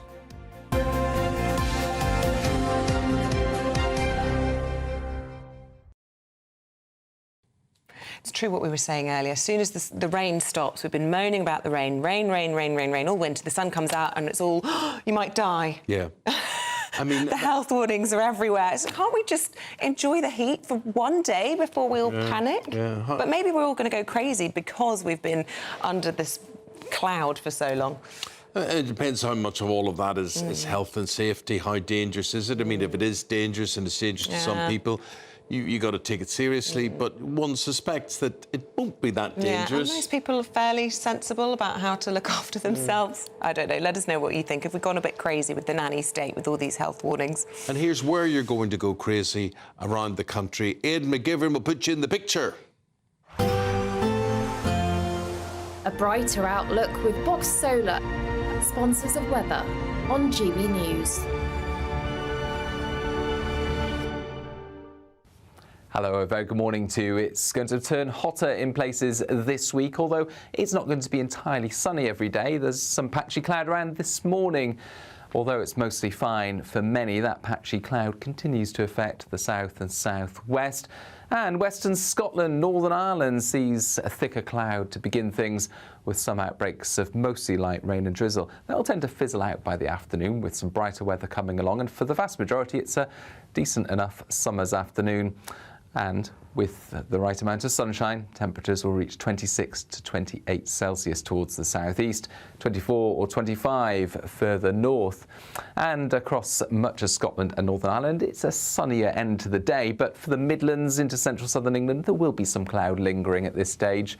Away from the cloud, temperatures holding up at 22 to 24 Celsius as we go into the evening. The best of the sunshine, I think, will be across northern England, southern Scotland, eastern Scotland, for example. Thicker cloud still there across western Scotland and Northern Ireland, although some sun will come through later in the day. And there's another area of cloud and rain waiting to come in for Monday night. Initially that's light and patchy, but the breeze will pick up, and by midnight I think some more persistent damp weather arrive into Lewis and Harris, perhaps affecting western parts of Northern Ireland by this stage as well. Clear spells elsewhere, but whether you've got the clear spells or the low cloud, I think temperatures will stay at 15 or 16 Celsius. A muggy night to come for many. But it's a bright start to Tuesday, plenty of fine weather out there. One exception, once again, northern and western Scotland, Northern Ireland, thicker cloud here, outbreaks of light rain at first. And as that cloud drifts its way eastwards, we could see some heavier rain developing for northeast Scotland and some showers for northern England. Further south, the heat intensifies, 28 or 29 Celsius, 30 degrees by Wednesday. That warm feeling inside from Boxed Boilers, sponsors of weather on GB News. Let us not forget that this is the final week to see how you could win our summer giveaway. Yeah, it's funny how as soon as the sun comes out, you think, oh, I need a sun lounger, I need a parasol, oh, we need a new barbecue. Well, £15,000 in cash and a whole host of treats would really help you out. But lines close at 5 p.m. on Friday, so make sure you don't miss it. Here's all the details you need to take part. It's the final week to see how you can win big this summer. First, there's a totally tax-free £15,000 in cash to make your summer spectacular. Spend that extra cash however you like. You'll also win a brand new iPhone, Apple AirPods, and if that wasn't enough, a £500 voucher to spend at your favourite UK attraction. You have to hurry, as lines close at 5 p.m. on Friday. For another chance to win the iPhone, treats, and £15,000 cash, text WIN to 63232. Text costs £2 plus one standard network rate message. You can also enter online at gbnews.com/win. Entries cost £2 or post your name and number to GB06 PO Box 8690 Derby DE1 9TT. UK only. Entrance must be 18 or over. Lines close at 5 p.m. on Friday. Please check the closing time if listening or watching on demand. Good luck. And a royal visit in the studio next. Oh, yeah, Kinsey Schofield. Yes, it's the queen of royal news and showbiz and all that sort of thing. Kinsey Schofield, live from LA, here to London next.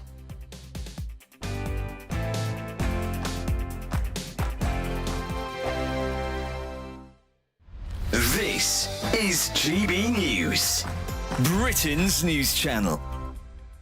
3 years ago, the small town of Evanston proudly became the first local government in the... It's just outside Chicago, by the way. The first local government in the US to start paying slavery reparations to its black citizens. But now the council is being sued in a federal court for exhibiting exactly the sort of prejudice it decries. By saying, well, basically, you know, the Hispanics, the white people, they are being discriminated against because they're not getting anything. The people that were compensated were adults, people that were adults between 1919 and 1969.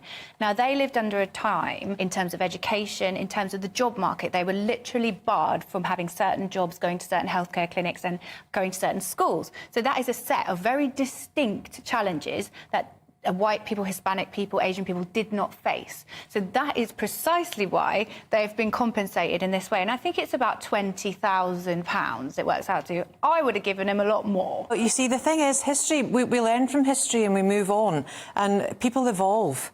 And in order to reach a certain goal and a certain level of parity, which is what we all want to do, and through no way of levelling up, and this is a form of levelling up, by the way, it's nothing else, and it's divisive and it's patronising, I think it's absolutely disgusting. There were people in modern history who were discriminated against constantly, and I think it's so divisive to keep going back, to keep reiterating, to keep saying, oh, poor you.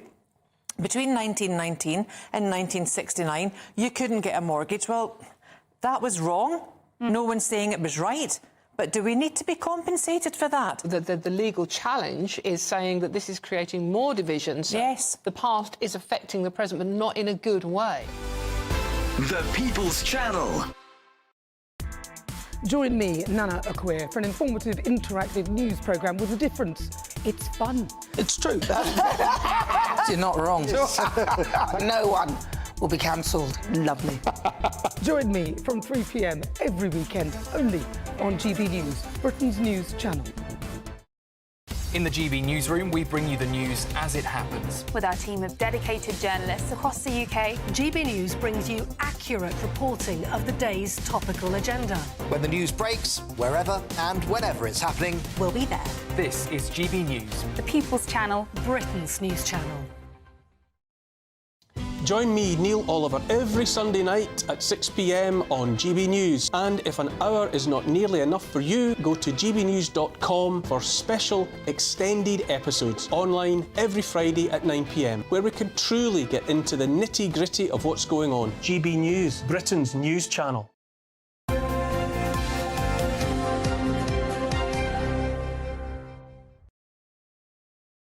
Well, it's been a very busy week, particularly for the royal family, especially the Prince of Wales. Yeah, we've had the glitz of Royal Ascot to shaking it off with Taylor Swift on his birthday. What a legend Prince William was. So who better to run us through it all than? His stalker.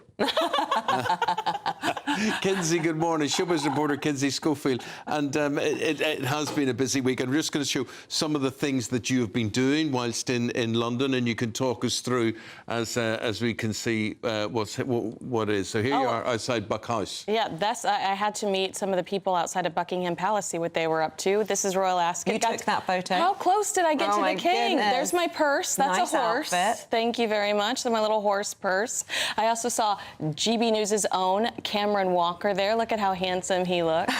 But Royal Ascot was a blast. I needed several days to recover was it what from you one expected? day. Absolutely. Yeah. It was so fabulous. This is the National Portrait Gallery. I couldn't believe how fabulous some of those images were. The Princess of Wales, Prince William, Diana was there. That was such a beautiful photo of Princess Diana. Of course, I had to take a selfie with it because, just had to prove I was there. But there's trooping, the rain. Oh, yeah. You've seen all the weather as well. I have. Now it's getting... the frizzy hair to show that you lived through the British weather. And now the weather's finally improved, and I'm back. I'm off. I'm heading back home. And it doesn't. You say you're back home. You're back home tonight. You go back and you're in LA tomorrow. And you're straight back to royal work. That's right. Again, what have you got there? Julian's auction. They have a ton of Princess Diana dresses. I mean, it's amazing, the new Diana dresses that they've got. And we're going to go. I'm going to go look at each and every one of them. Maybe I'll send you some video. But sure. I can't wait to go check out those in real life. Now, I know you're a massive Swiftie away from your love of all things royal. Can we just talk about Prince William? And I really hope that we've got this video of him. But somebody got some footage of him. OK, we'll check it out on social media. We haven't got it, apparently. He was up in the royal box. I mean, we can recreate it. There are children. I mean, he was really thrusting those shoulders. Like, I actually watched it about 15 times to check whether or not this could possibly be the Prince of Wales. What was your reaction? And tell us the exact phrase you used at the break a moment ago. Well, my ovaries exploded. I think he is the cutest. You and half the women in the world. He's the cutest. Neil Diamond, I mean, where do you get these? Who teaches you these? That's just a royal move, I think. It's so cute, and it reminds me of the concert for Princess Diana. Remember when he was dancing to Nelly Furtado Maneater? And it was like, this is wild to see his dance moves. I guess they have improved, or there is just... But he looked so sweet at the Taylor Swift concert. I love that he was there with his kids. I love that he was effortlessly just rocking out. It was pure joy.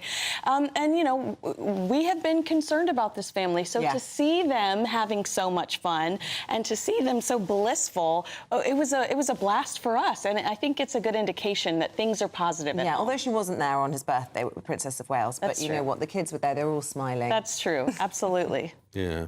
You must be exhausted after you went through. I know a lot of this, I don't know if it was work or play or a combination of both, but physically I would have thought very tiring. Well, I've learned about compression socks. I've learned about orthopedic shoes. Walking and standing for hours and hours and hours. Yeah, so much walking, and so I've always wanted to live here, and now I'm like, am I physically capable of living here? Yeah. Too much going on. There's a lot going on, but I love London. It's so fantastic, and the Royals did absolutely keep us busy these last 2 weeks. Yeah, you did pick a good week, absolutely, and to see the Princess of Wales at Trooping as well, it's like you knew. She's so beautiful. But it's fun to see the Royals through the lens of an American, isn't it? Because you kind of see, we almost take them for granted a little bit, but you bring all that extra pizzazz. So thank you, Kinsey. Thank you. Yeah, I was just trying to think, what have we got to look forward to royal-wise coming up? Any other big events in the calendar that the Royals... Well, I do feel like they might take a break here after this and go on holiday. Also, they did want to pull back for the general election, so all eyes might be on the general election. I think there's a Japanese state visit as well, I'm being told. Yes, I did see them. I did see them getting ready for that when I was at Buckingham Palace over the weekend. All of the flags down the mall, it looked beautiful. I suspect we might see Prince William again there. But for the most part, I do think that they're probably going to put their hands up and be like, OK, general election time, all eyes on your general election. He's been busy. William has been busy over the past week. Everything from the Tribune of the Colour to the Euros in Germany, the football tournament, and then, as you were saying, Taylor Swift. Very important. Going on. It's good for the British economy. It is. Support Taylor Swift's tour. Absolutely. And it was so funny because I was at just the Tower of London, all of the Swift shirts. So, I mean, I probably saw 50 Taylor Swift shirts around the Tower of London this weekend. Yeah. Why at the Tower of London specifically, I wonder? Because they were tourists here for everybody's coming from America, Canada. Everybody's coming here for Taylor. The tickets were cheaper. Right. It's incredible to think that, to know that. I mean, I just saw London just full of women in glitter, glitter hats, cowboy hats, cowboy boots with glitter. Yeah, it was all there. And little did I know you were one of them. There we go, Kinsey. Lovely seeing you again. Come back and see us again soon sometime. Don't leave it another year. Yeah. And safe journey home. Thank you so much. Safe travels. Love hearing. And I love how your dress suits right behind you. Don't know, see that lovely yellow ties in there. I should have worn yellow, really. Beautiful, beautiful. Tomorrow. Yeah, tomorrow. Thanks, Kinsey. Thank you very much indeed. Paul Coyte, he's here next with the sport and the latest what's going on at the Euros and the fallout between Harry Kane and Gary Lineker. Tell you more after this.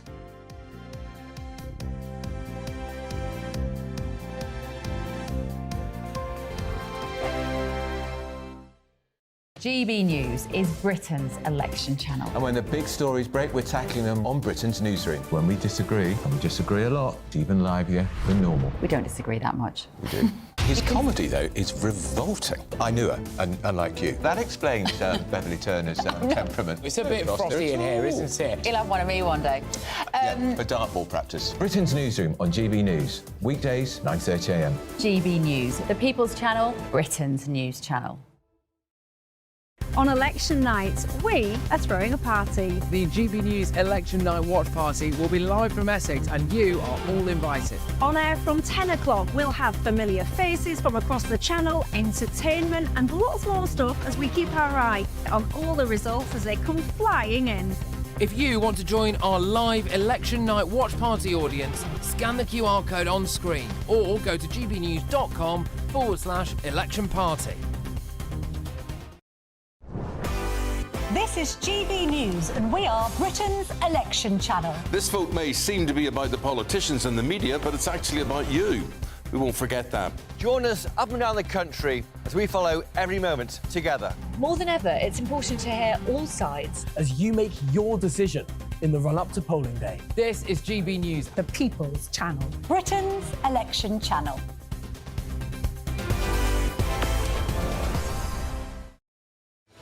I'm Patrick Christie's. Every weeknight from 9, I bring you 2 hours of unmissable, explosive debate and headline-grabbing interviews. What impact has that had? We got death threats and the bomb threats on. As time passes, she could have saved Storm. You made my argument for me. My guests and I tackle the issues that really matter with a sharp take on every story. It went everywhere. Something practical could be done. Or I can become something different. Patrick Christie's tonight from 9 p.m. only on GB News, Britain's news channel. In the GB newsroom, we bring you the news as it happens. With our team of dedicated journalists across the UK, GB News brings you accurate reporting of the day's topical agenda. When the news breaks, wherever and whenever it's happening, we'll be there. This is GB News, the People's Channel, Britain's news channel. I'm Christopher Hope. From pop stars to politicians, I'll interview anybody in a pub who's got a political opinion. Join me every Friday on Spotify, Apple Podcasts, YouTube or gbnews.com, or wherever you get your podcasts. GB News, Britain's election channel.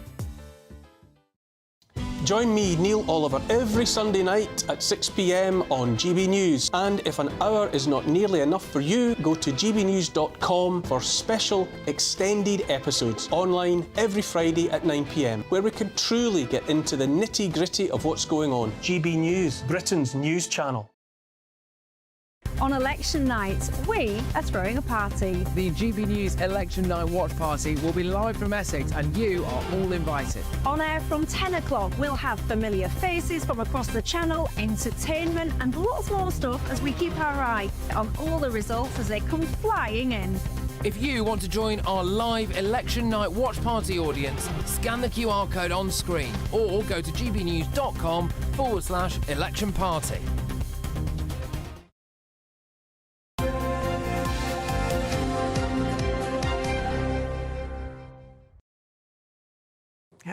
Doing a selfie, yeah? Mm-hmm. Just our new desk, make sure everybody sees.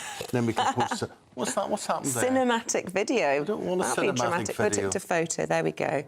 Don't mind me. Right, there it is there. Hold on, look. Come on, in you come, Coyte. You're going to be... I want to be in it as well. can't see the desk. I can see you, but I can't see the desk. This is not my best angle, Eamonn, I'm not going to lie. You're not even in it. We'll put that on Instagram New desk. later. Yeah. But same old sports guy. So, unfortunately, who's just photo bombed you. I'm really sorry. Love it. Part of the team. Well, Scotland have bombed out of the Euros. They have. If they hadn't gone up for that corner, they could have stayed in. If they got a draw... Could have done. Could have... But the thing is, it wouldn't have been definite. So it's gone down, right down to the wire, so there was bad injury, there was another 10 minutes added on.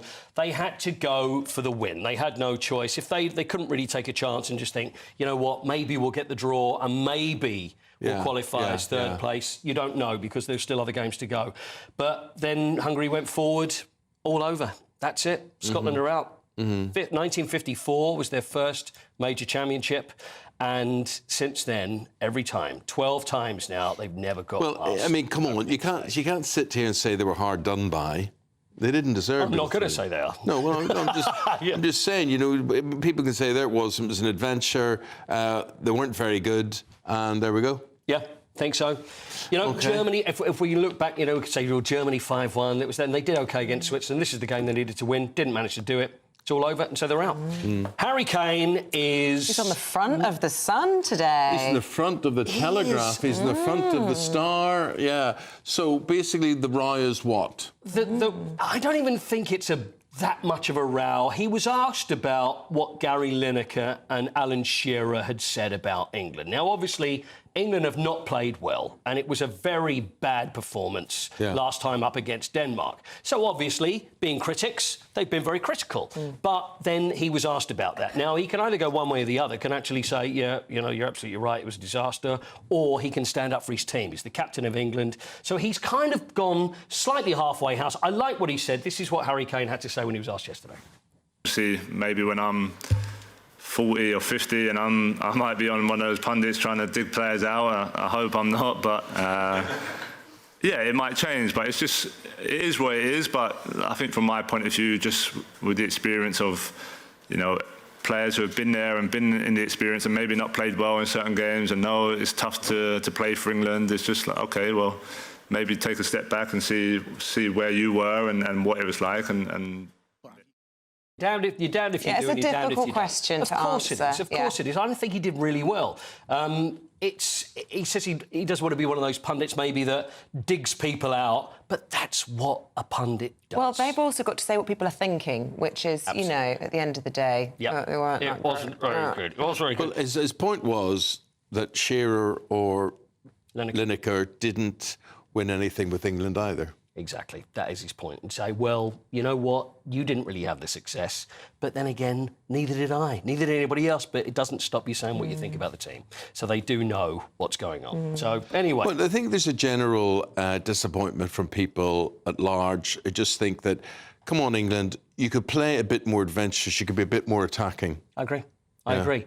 But the magic word, Isabel, is momentum. It's all about momentum. And in the cricket, this is what they've done. And maybe we could look at what's going on in the T20 World Cup at the moment, because England started horribly. I mean, they played Scotland, then it was rained off, and then they got beaten badly by Pakistan. Now they're in the semi-finals. They thrashed the USA yesterday in Barbados. I know it's the USA, but Chris Jordan was amazing. He took a hat-trick, scored. He got 4 wickets in 1 over. Captain Josh Buttler, 83 runs in 38 balls. He hit 5 sixes in 1 over. So in 6 balls, although one was a no ball, 5 sixes. So they were five brilliant. Sixes are? 5 sixes are 352. Is that correct? 30. Yeah. I got CSE 4 in. Oh, good. Now, there is this poor man. Yes. Who was under the influence, well and truly, or just having a nap. Yeah. And you've got some video footage. You was a spectator at Euro 24. Yes, I wanted to play this on Friday, and we didn't have time to get this in, and I thought, even though it's been around, a lot of people have seen this. Now, Isabel, I know you appreciate this, and this is actually shows the fun side, I think, of England fans. England fans get a bad rap, but there's this chap there. He's had a few too many to drink. There he is. They're singing. He's got a pint glass on his head. Someone's put a pint of beer on his head. He's asleep. We should point out he's asleep. And they're playing their own version of Drink Buckaroo. So each one goes up, And there we are, time for someone else to put a little drop in. Go on, who's going to do the next one? And see if you can pour a little drop of beer without it either falling off or without him That waking is up. seriously asleep. Look at that, there we are, and... Yes! Crowd go crazy. Is it safe? Is it all right? Is he moving? Is it going? Is it go? It's over. And he still doesn't wake up. Is he dead? I mean, that's what I'd be worried about. That was Friday. He's actually still there. He is still there. Yeah, it's amazing. Well, you're not still here. We say goodbye to you, Paul. You didn't like that, did you? Thank you very much indeed. Are we going to Simon Calder now? After the break, Now we're going to take a break and then we're going to go and get the latest on the Manchester airport situation, if that's affecting you, if it could affect you. We'll be talking about that right after this.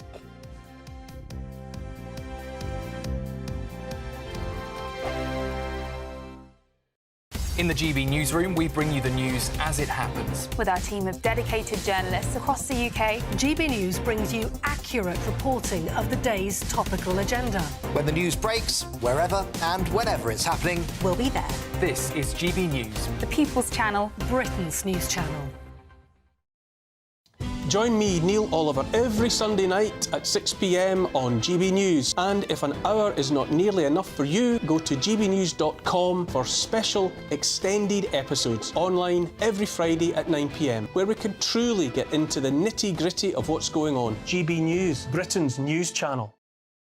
This is GB News, Britain's news channel. History lecturers at the University of Liverpool have been advised to problematise whiteness and heterosexuality in their seminars. They are saying that you should be guilty if you're white and heterosexual.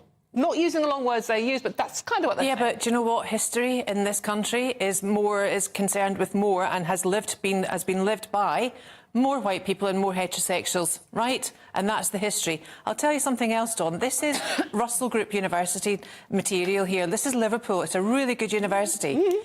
The thing that really got me going apart from this, and I thought it was an AI generation of words input into a system to come up with from something. It's ridiculous. The main issue I have is the verb problematise. I've never heard of that before. Yeah. So they should be prioritising grammar. Let's get first principles back in there firstly. It's just promoting anti-racism. It's not, Amy. It is, wait. It's just bringing the marginalised voices into the discussion. So, no, what they're saying is look at British history through the optic of... all perspectives. So let's look at it from the perspective of a queer person growing up. Let's look at it from the perspective of somebody from... But that's not the majority. When I actually looked at the evidence, it's all about unpacking bias. And you have to admit there has been a white bias in history. No, there hasn't, because the facts... From a white perspective... Amy, the facts are, in history, most people in this country are white and heterosexual. Of course, but then there's still... So that's the history. ...voices that deserve to be brought into the discussion as much as the dominant... Look, like, that's all decolonising the curriculum is hearing all sides of the argument. I think... Which surely we at GB News love. We celebrate that. That's what we do. We do, but we're not telling anybody it's bad to be white or it's bad to be... Exactly. That is not what... Amy, it is. About. It is. Amy. The People's Channel.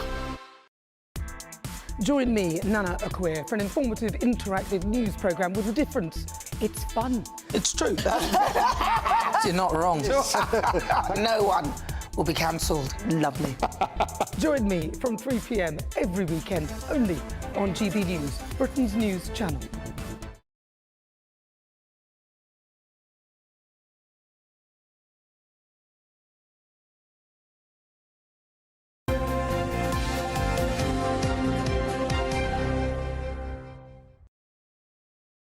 We were hoping to go to Manchester to speak to Simon Calder, but he's caught up in the difficulties the airport is experiencing there. We'll report on that very shortly. Meanwhile, we have Chris Heaton-Harris here in the studio and Dawn Neeson, and they've got the newspapers before them. Dawn, let's start with you. Brexit negotiations, according to Telegraph, page 5, and they're reporting that no EU dialogue without free movement, according to Michel Barnier. Well, who didn't see this one coming? Everyone apart from Keir Starmer, obviously. Keir Starmer and Rachel Reeves, the Shadow Chancellor, have been saying that they want closer ties with closer alignment with the EU, but they are not going to rejoin. And, that's going to be easier, of course. And Michel Barnier, the former EU negotiator, negotiator, has come out and said it's not going to happen that easily. Well, yeah, but what does he know? You know, things have changed within the EU as well. I mean, if you look at the shift to the right amongst this all is the true, parties, absolutely. It's not all the EU anymore. I mean, he was in power 2016 to 2021, I think. But he is saying sort of like, you know, basically, if you want to come back and negotiate about getting a better Brexit deal, you have to say that there's going to be free movement between our countries, which was the point of the whole Brexit thing. And it was 8 years yesterday. Happy Brexit birthday, everybody. So, yeah, I mean, this is not going to come as a shock to anyone, as I said, apart from Keir Starmer, because, you know, if any closer alignment with the EU is now going to be on their terms, not ours. We're not going to waltz back in there and go, hi, guys, did you miss us? And it's like they're going, no. As you say, the EU has changed because the whole of the European, the European bloc is moving to the right, while we appear to be moving to the left, kind of. But it's not going to be easy. We're going to get a worse deal than we started off with. And 8 years we've been talking about this. 8 years. But it's funny how hardly any of the parties are actually really talking about it. It's sort of actually, I think, Kemi Badenoch bringing it up, saying you can't trust Labour with Brexit. But actually, the leaders are kind of like, let's not talk about it. Yeah, so it's going to be one of those things that... but, I mean, you know, Barnier is basically... Well, even Nigel Farage is not really talking about Brexit anymore, is he? I mean, it's a done deal, it's over and done. Well, yeah. I mean, I think the thing that you can lay at the Conservative store is that having had Brexit in 2016, 8 years later, they've not really made the most of it. They've not really done anything with it. And, you know, we're left in sort of a no man's land, really, with all the worst parts of the exit and not the best parts. Yeah, I mean, James Cleverly did come out. He gave an interview at the weekend saying that that, you know, Labour risks not only sort of like, you know, a closer alignment, but opening the door to 100,000 migrants who entered Europe illegally if they join the EU quota scheme again. So it is being talked about to a certain extent. We've got to remember that Keir Starmer didn't just oppose Brexit; he actively voted to block it 48 times. So, but if we kind of bits and pieces of Brexit, why not? Does this not satisfy a lot of people in Britain as regards free movement, as regards holidays and things, which they will find will be particularly painful over the summer? And what difference does it make to us, people within Europe, being able to come here to basically work? It's the amount of people and who controls it, I think, is what the bottom line should be about. Thank you. Whether that actually happens or not is another matter. And the scheme where sort of like, you know, youngsters, that was suggested, youngsters under the age of 30 were allowed to travel. We seem to get the rough end of that deal as well, because our youngsters were allowed to pick one European country and go and work there freely, whereas we had to accept youngsters from every country in Europe. So, again, that didn't sound quite fair to us. But if Keir Starmer thinks he's going to get a closer alignment and it's going to be a better deal than it ever was in the past, he's got another thing coming, hasn't he? OK. Now, Chris, here we are, we're approaching the election, and the leader of the Green Party, the co-leader of the Green Party, still has a gas boiler. Yes. Right, so why does this annoy you so much? Well, I mean, the story's been given to me, but what I say is that she's been caught up in, and she says she's been caught up in, that she has got applications to have her boiler changed to some sort of... What do you get it changed to? Well, When you get a gas boiler, I've got a gas boiler, I'd like it changed. Ground source heat pump. Thank you very much. Or an air source heat pump. I think her one she's looking at is air source. Yeah. But it's going to cost a lot more and be a lot less efficient. And noisy. Yeah, in the long run. But she's a deputy leader of a party that wants to invest £9 billion in the next 5 years to reach net zero targets. So she's been caught up in and getting a little bit of the spotlight on her. As she says, look, it is in hand. I think, in fact, I've got things through my letterbox today. It's just I didn't expect Mr Sunak to call the election for July the 4th. Oh, come on, it's really the hypocrisy. It's like, do as we say, not as we actually do. The amount of times people on the green issue have been caught out. I remember doing an interview with someone from Insulate Britain once, and I happened to ask whether they'd insulated their own home, and they hadn't. No. So they're lecturing everybody else. And we had Emma Thompson at the weekend flying in to give a talk at the Extinction Rebellion march and saying the Stonehenge thing wasn't too bad, we need to talk about this issue. You know, and she flies around the world, first class, by the way. Well, look, there is, on green issues, there's a story on wind farms. So Labour have come up with some proposal for wind farms But the area involved, Dawn, would have to be what size? Well, the size of Greater London, which is pretty damn big, isn't it, to be honest with you? Starmer has promised to double the amount of onshore wind farms in England, which he will need to do to help deliver the Clean Power Pledge by 2030, which is what they have said. But the Conservatives, to be fair, this isn't independent, the Conservatives are saying, well, the amount of space that would actually take is greater than the size of Greater London. That's an awful lot of space. And they've already said they're going to happily build on Greenbelt. Yeah, well, they have said, and they will hit the ground running on this one. It's going to happen as soon as they get into power. And their plans also include removing the requirement for community concerns to be appropriately addressed, which makes me very suspicious about how much say you're going to have on whether someone builds a wind farm in your back garden, basically. Of course, it's not going to happen in leafy North London where Keir Starmer lives.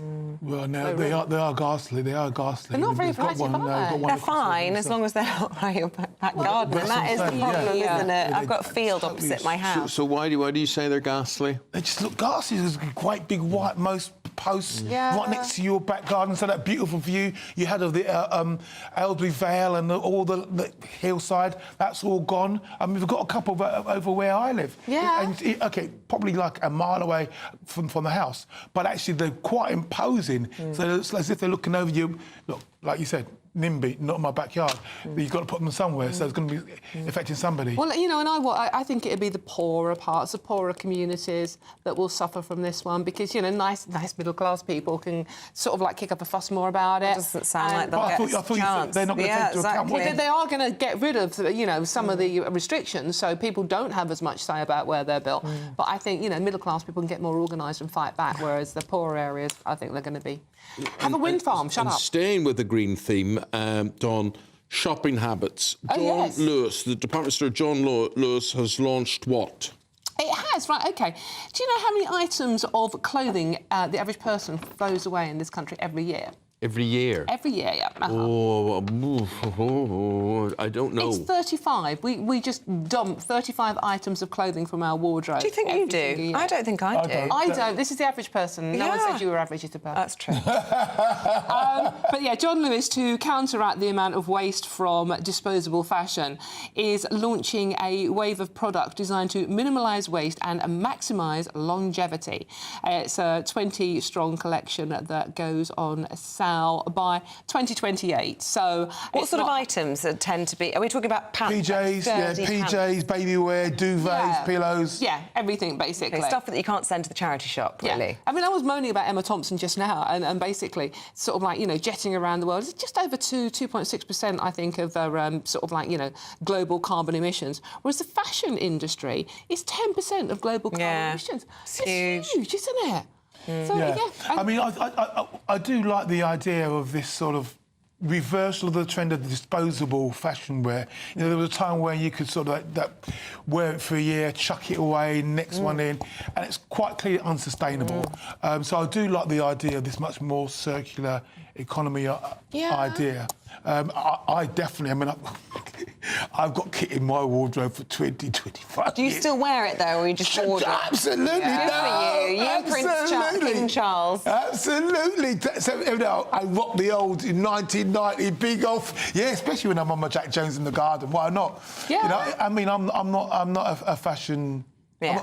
Fashion. You are a fashion god. You are an icon. Based on what you're wearing today, you're pretty punchy. But speaking of the garden, we've got time to squeeze in a quick word about this. And we hear about dementia stories so often on this programme, Eamonn, and I always think we're doomed because if you do shift work or don't get enough sleep, then you're definitely going to get dementia. But apparently gardening could hold the key to staving it off. I'm thrilled to hear this. Yes. My new hobby. Yeah, no. So, I mean, they want to do a lot more research in it, but I think it was Edinburgh University, the University of Edinburgh, had a... did a programme and recognised that over the years, those who tended their garden, and I think it's something to do with getting involved with the energy of gardening, connecting to nature, that being a good nurturer and stewardship and husbandry. Yeah, so all of that just lowers the Zen levels, and it appears at the moment that there is a benefit. Good stuff. Sounds good. Guys, thank you. We will recycle you two back again in 40 minutes' time. Here's the weather. That warm feeling inside from boxed boilers, sponsors of weather on GB News. Hello, a very good morning to you. It's going to turn hotter in places this week, although it's not going to be entirely sunny every day. There's some patchy cloud around this morning. Although it's mostly fine for many, that patchy cloud continues to affect the south and southwest. And Western Scotland, Northern Ireland sees a thicker cloud to begin things, with some outbreaks of mostly light rain and drizzle. They'll tend to fizzle out by the afternoon with some brighter weather coming along, and for the vast majority it's a decent enough summer's afternoon.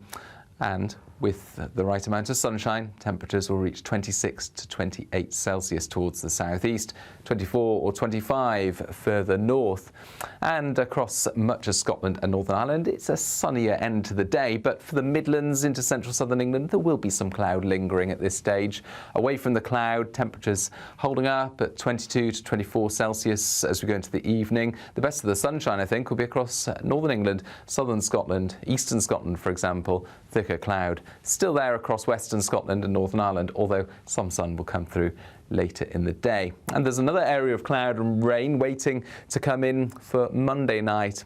Initially that's light and patchy, but the breeze will pick up, and by midnight I think some more persistent damp weather will arrive into Lewis and Harris, perhaps affecting western parts of Northern Ireland by this stage as well.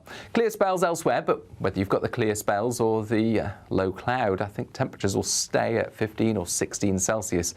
A muggy night to come for many. But it's a bright start to Tuesday, plenty of fine weather out there. One exception, once again, northern and western Scotland, Northern Ireland, thicker cloud here, outbreaks of light rain at first. And as that cloud drifts its way eastwards, we could see some heavier rain developing for northeast Scotland and some showers for northern England. Further south, the heat intensifies, 28 or 29 Celsius, 30 degrees by Wednesday. Looks like things are heating up. Boxed boilers, sponsors of weather on GB News.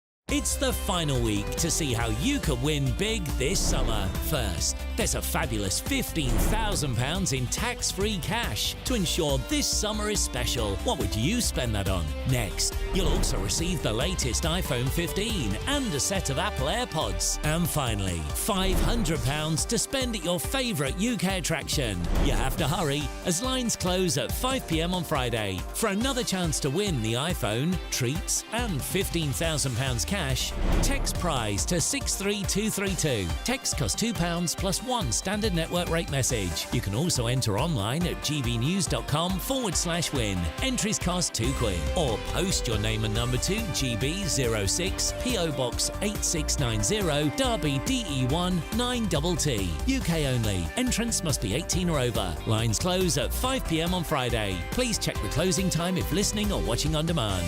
Good luck. On election night, we are throwing a party. The GB News Election Night Watch Party will be live from Essex, and you are all invited. On air from 10 o'clock, we'll have familiar faces from across the channel, entertainment and lots more stuff as we keep our eye on all the results as they come flying in. If you want to join our live Election Night Watch Party audience, scan the QR code on screen or go to gbnews.com/election party. Good afternoon, Britain. Your lunchtime update on the stories that matter across the UK.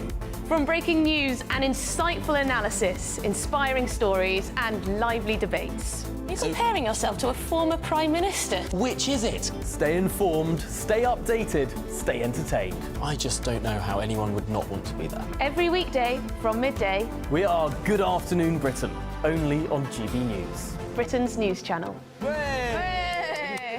Every Saturday, 10 till 12, we'll bring you all of the news that you need to know. We'll also remind you that there is so much to smile about. It's my favourite time of the week. I get to relax, enjoy some light-hearted stories, and let Ellie teach me about fashion too. That's Saturday Morning Live, every Saturday, 10 till 12. Only on GB News, Britain's news channel. In the GB newsroom, we bring you the news as it happens. With our team of dedicated journalists across the UK, GB News brings you accurate reporting of the day's topical agenda. When the news breaks, wherever and whenever it's happening, we'll be there. This is GB News, the People's Channel, Britain's news channel. If you want your news to be straight talking... This is a nightmare for the Conservatives again. Down to earth. It's not just Nottingham where this is happening, is it? And most importantly, honest. Hard-working, middle-class taxpayers, they'll get the book thrown at them. Then catch me, Martin Daubney, Monday to Friday, 3 till 6 p.m. on GB News, Britain's news channel.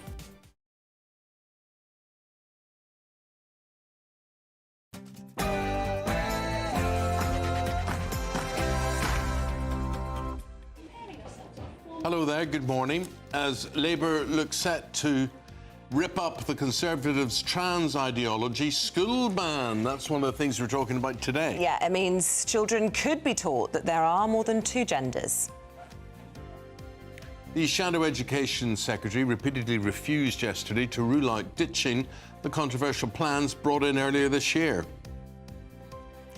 Conservative betting row. Senior ministers play down the severity of the alleged election scandal as rumours swirl around Westminster that more high-profile figures are involved.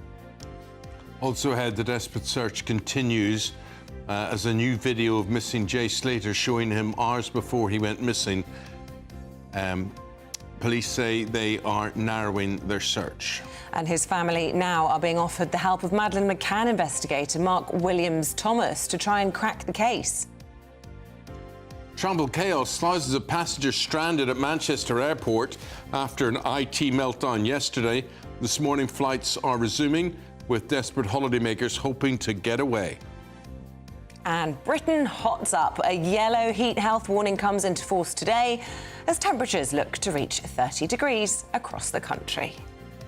Better late than never. Summer has finally arrived in the UK, with temperatures expected to increase in many places this week, but it's not going to be entirely sunny everywhere. I'll have the full forecast coming up shortly. And in the sport, a cold. Scotland are out of the Euros after losing to Hungary last night. England captain Harry Kane's hit out at certain ex-England players, criticising the team. And Andy Murray seems very unlikely he's going to play at Wimbledon next week. It's just gone 8 o'clock. I'm Eamonn Holmes. I'm Isabel Webster, and this is GB News Breakfast.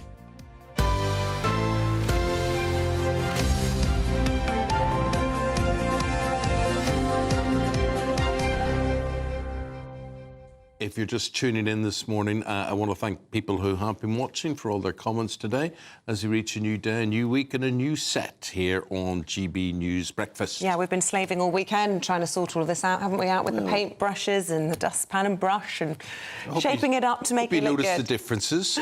We've got a bigger, rounder desk where we can see our guests on either side. It doesn't have to be a straight line.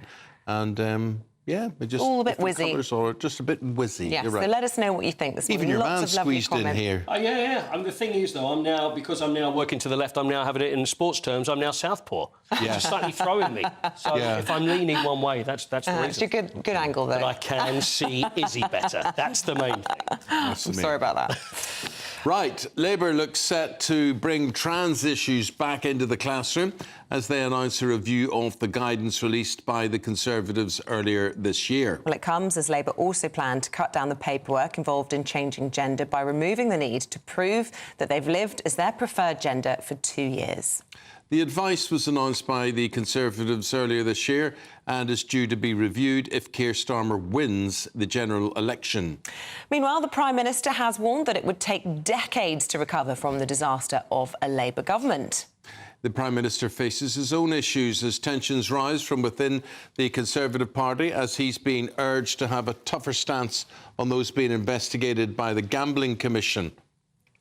Well, let's speak now to the former Labour MP, but Labour Party member, Luciana Burger. Good morning. Lovely to have you with us. Look, lots to talk about this morning, and we can start by talking about the Conservative Party and this betting scandal. What's your own view on all of this? I just think that every day that this continues, it attacks what people think in terms of politics. I don't think it does anyone any good in terms of what's happening, and it's frankly like appalling that we haven't seen more from the Prime Minister in terms of the Conservative Party taking action against their own candidates, against their own staff, when we see kind of a stark comparison to the fact that we've seen a police officer both suspended and arrested, and yet when it comes to Conservative Party staff at the highest levels, they're on a leave of absence, and candidates, one of whom has said that he admits it was an error of judgment and did do a flutter. You know, that it doesn't need or require an investigation. That candidate has said what he has done, and therefore the Prime Minister should be taking action. And I think it's pretty weak to just say, well, there's a gambling commission inquiry, particularly when we hear, as is in the newspapers today, that there's expected to be more names surfacing in this issue. The thing is, Luciana, I hear what you're saying, but do people really care? Are there not more important issues to worry about? So what? Someone sticks 50 quid down and they might win 500 quid back. It's not going to change the world, is it? I think people do care, and I think people do care because this is not the first time that something like this has happened. So, and it's not just my reflections. And I was listening very closely to what Michael Gove has said, until very recently, a member of the cabinet who says, this is yet another thing where it calls into question the integrity of a government. That's a central key principle of public life, one of the Nolan principles: integrity, trust. And it's not the first time. It's off the back of a government that engaged in Partygate and had the parties when everyone else was following the rules. A government that gave all these contracts out to its mates with the PPE scandal. And this is yet another kind of grubby thing where actually we should be trying to raise the standards in our politics and public life. And this calls that all into question. Yeah, and I suppose the Prime Minister will say, look, there is an investigation. The laws around this are very strictly regulated. The Gambling Commission are looking into it, and I guess his hands are tied. And that's pretty much what St James cleverly was saying yesterday on the round as well. There is... It's weak, though, isn't it? I mean, it's who's in charge in the eyes of the law. Who's in charge? The Prime Minister's in charge, and it's not the first person. And one of those people themselves has been very clear, has said that it was an error of judgment, has essentially admitted what they did. It's a very easy question: yes or no? Did you do it? Did you place a bet on it? That is against the rules in this country. And on that basis, you don't need an investigation to know whether they did it or not. You should suspend those candidates. In my mind, it's very, very simple, and it's to restore that trust with the public, and it's eroding it even further. Well, I mean, we could throw it out to the floor and get people at home to get in touch, let us know what they think about this. You go to gbnews.com/your say and let us know, do you think this is the sort of thing that could swing your vote? Or, as is leading on the front of a number of the papers this morning, is Labour's plans to rip up the school trans ban. Now, I know for a fact that a number of our audience will be very concerned to hear that Labour is reviewing this. What's the need for a review? Well, I think first and foremost, let's be very clear, it is a review of the guidelines which were very hastily put together, very, very quickly. What seemed to be something, again, we talk about in politics about having that integrity. These things are not easy. They are complex and therefore require, I think, proper consultation engagement. And that's not what we saw.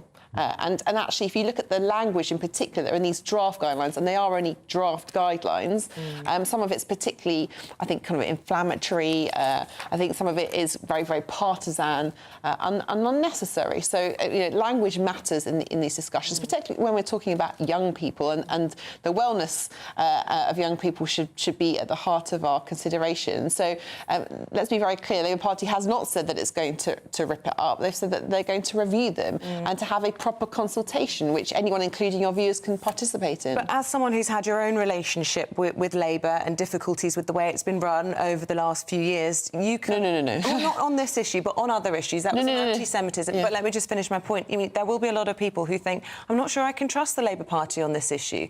You've had J.K. Rowling coming over the weekend saying, I don't trust the Labour Party to stick up for women's rights. You yourself have had problems with anti-Semitism within the party. But people trust their children's education, that they will be taught stuff that isn't, necessarily subject to ideology, as some would see it. So let's be very clear. The challenges and issues that I had with the Labour Party were under the last leadership, were under Jeremy Corbyn, and that was... So Keir Starmer was part of that administration?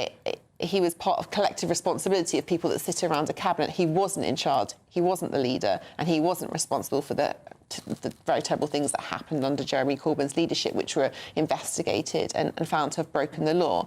That is a sea difference away from where we find ourselves today under new leadership, under Keir Starmer, who's completely changed the party, completely turned it around. It's unrecognisable from the party that I left behind. There's no way in which the party can be compared and contrasted to what happened between 2015 and 2019. This is a completely different Labour Party that, in my mind, has returned to the values that certainly led me to join it in the first place. And on this specific issue, these, again, I come back to the point that these are not easy issues. You know, we can just, you know, put them on the front pages, but actually they are very complex and difficult.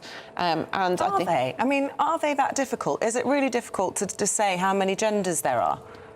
I think what has also, shrouded this discussion and debate is how it's become very, very polarised, how it's become part of culture wars in this country. When again, we're talking about... It does prove very difficult for you to answer. No, it's not simple. But actually, these are... I don't think it can be... based down to just a simple headline or a simple yes/no question. I think they are very complex issues. What the Labour Party has said is that it wants to protect single-sex spaces. I think that's really very important. We've had it from Keir Starmer, we've had it from Wes Streeting, and particularly within the NHS. I think that's really, really very important. But I think when we've seen this process, essentially just confined to the front pages and not gone through a proper process, which, including your views, they might like to participate in and contribute their views and to have that discussion and debate. We haven't had it. And I think, the party isn't saying that it's going to rip it up. They're saying, let's have that consultation, let's do it in a proper way, and I would welcome that. Luciana, one of the big headlines on the front pages talks about Sir Keir Starmer, if elected, that he will rejoin the EU. He will pick away at the Brexit issue and join the EU, the Express say, via the back door. I think they've also said that about Rishi Sunak today also. This is another claim, a completely unfounded claim. We're not hearing from the Conservatives about what they would do. It was just, it seems like they're just kind of scattergun saying what they think or, coming up with all manner of unusual claims. I think the Labour Party has been very clear, very, very clear that we are not going to see a return to what we played out in this country. We're not looking to open the wounds of the past in terms of Brexit. But the party said he wants to see closer alignment with you. You said Rachel Reeves giving a key speech saying that last week. Michel Barnier saying that's absolute nonsense. But what the Labour Party has been very clear about is that it wants to make a success of Brexit. It's been very, very clear that we are not going to see a return to the customs union. We're not looking to open the wounds of the past. We're not looking to see a return to the single market. It's very, very clearly laid out and has been, I think, from Keir Starmer, particularly since his time dating back to before 2019, he's been very, very consistent on these issues. This is not where the Labour Party is going to be going. So, Luciana, here we are, a week or so before the election. I just want to know, how excited are you? It looks like a nailed-on Labour win. Out of 10, how excited are you at the prospect of a Keir Starmer government? I would be very excited about the prospect of a Keir Starmer government, but anyone that's been a candidate, anyone that's been on the side of standing in an election, I've stood in 4 general elections, will know that the only poll that matters is the election a week on Thursday. And yes, we've had lots of polls that would indicate that the Labour Party is going to be successful. There's still around 20% of the country that's undecided, that hasn't yet made its mind up. In some seats, that will be very, very close in terms of what the actual results will be. We know from history that we be complacent and take people's votes for granted at our peril. So you're excited but afraid to admit it? No.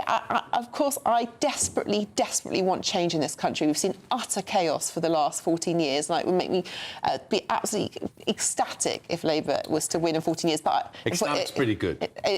Sorry, I should say it's not 14 days, in 10 days. Thank you very much indeed for all your comments this morning, Luciana Burger, former Labour MP. Thank you very much indeed. Thank you. Now, throughout the campaign, we've been hearing from you, RGB News People's Voices, and today we're joined by 2 of you live. We have manufacturing operative Matthew Wally and the semi-retired teacher Lynn Massey-Davis. Good morning to you both. Welcome to the programme. Hiya. Well, Lynn, how are you feeling now a week away from the election? Relatively excited, like I did in 1997, I think.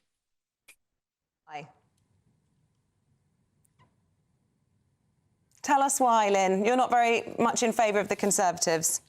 No, because I think for lots of the things that Luciana highlighted, I think it's been a culture of cronyism. I think it's been one where we've been let down. I was appalled by the parties in Downing Street. They said there weren't any parties in Downing Street, and of course there were. Now we've got people betting for their own self-aggrandisement and benefit. It makes me cross to think that those on the right actually think that anything goes and devil takes the hindmost. I want a government with some kind of moral leadership and responsibility, and one that looks after the majority of the people in the country, not just the few. Yeah, and Matthew, just on that point of the gambling issue, I was just trying to gauge. I know it's technically wrong, it's morally wrong, but such small amounts involved in this. I was wondering, just are people really upset by this or not? Is this an issue for you? Well, it is a little bit. It's showing the Conservatives to be, well, corrupt. Really, you know, it's another reason not to vote Tory, in my opinion. So that's how I feel about that. And how will you be voting this time around? The way you always vote, or are you doing things a bit differently? And if so, I'm why? I'm going to be voting Reform this time round. I have voted Labour in the past. I've voted Conservative in the past. But we do need change in the country. With what you've been saying this morning about Labour and their plans to review the gender scenario, that fills me with fear, to be fair. I've got 2 young daughters, and I'm scared what they're going to get taught at secondary school when they finally get there. It seems to be a school for brainwashing this kind of pseudo-scientific nonsense, in my opinion. What do you make, seeing as you're saying you're voting for reform, about Farage's controversial comments on Friday night? A lot of people are saying this has been his big misstep of the campaign. Does it change your view on him, the fact that some people are seeing him as perhaps talking about appeasement towards, you know, a tyrant, essentially? Is this, to me, the question? Yes, yes. Yeah. But Farage's comments, while uncomfortable to hear, are true. And by the way, I read this morning in the Mail that Boris Johnson's attacking Nigel Farage over these comments when he said exactly the same thing in the past. So it's probably a mistake for Farage to say it during an election, because obviously it's going to focus the attention on him in a negative way. But it is kind of true. And also, 2 things can be true at once. The Putin's feeling threatened by NATO's expansion is true, and also Putin's invasion of Ukraine is bad and wrong, and we need to help Ukraine. And just final point, Lynn, from your point of view, is there a single issue, or if there was one single issue, what would it be that would put your mind at ease as to whoever becomes the new government? I think I have to return to the fact of the NHS. We talk about the sick note culture. We talk about the fact that there are lots of people who aren't working. A lot of those people who aren't working on sick notes are actually waiting for surgery or waiting for appointments on the NHS. My beloved cousin died waiting for an ambulance for 7 hours in 2022. She should be still alive, and she isn't. And that's entirely down to the very poor funding and real bad management of NHS resources. OK, folks, really appreciate it. Thanks so much for taking part in this on the show and hearing your views prior to the election. We really appreciate it. And a lot of people identifying with both of you as to what you say. Lynn, Matthew, we say goodbye to you. Thank you very much indeed. Thank you. And we will continue with these People's Voice panels up until the election. So if you'd like to have your voice heard, and we're reflecting all colours of the political spectrum, then let us know. Get in touch, gbnews.com/your say. Now let's hear the voice of Eamonn McGivern, and he's the voice of good weather. A brighter outlook with Box Solar, sponsors of weather on GB News. Hello, a very good morning to you. It's going to turn hotter in places this week, although it's not going to be entirely sunny every day. There's some patchy cloud around this morning. Although it's mostly fine for many, that patchy cloud continues to affect the south and southwest. And Western Scotland, Northern Ireland sees a thicker cloud to begin things, with some outbreaks of mostly light rain and drizzle. That'll tend to fizzle out by the afternoon, with some brighter weather coming along, and for the vast majority it's a decent enough summer's afternoon. And with the right amount of sunshine, temperatures will reach 26 to 28 Celsius towards the southeast, 24 or 25 further north.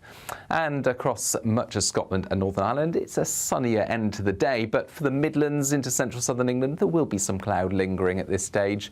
Away from the cloud, temperatures holding up at 22 to 24 Celsius as we go into the evening. The best of the sunshine, I think, will be across northern England, southern Scotland, eastern Scotland, for example. Thicker cloud still there across western Scotland and Northern Ireland, although some sun will come through later in the day. And there's another area of cloud and rain waiting to come in for Monday night. Initially that's light and patchy, but the breeze will pick up, and by midnight I think some more persistent damp weather arrive into Lewis and Harris, perhaps affecting western parts of Northern Ireland by this stage as well.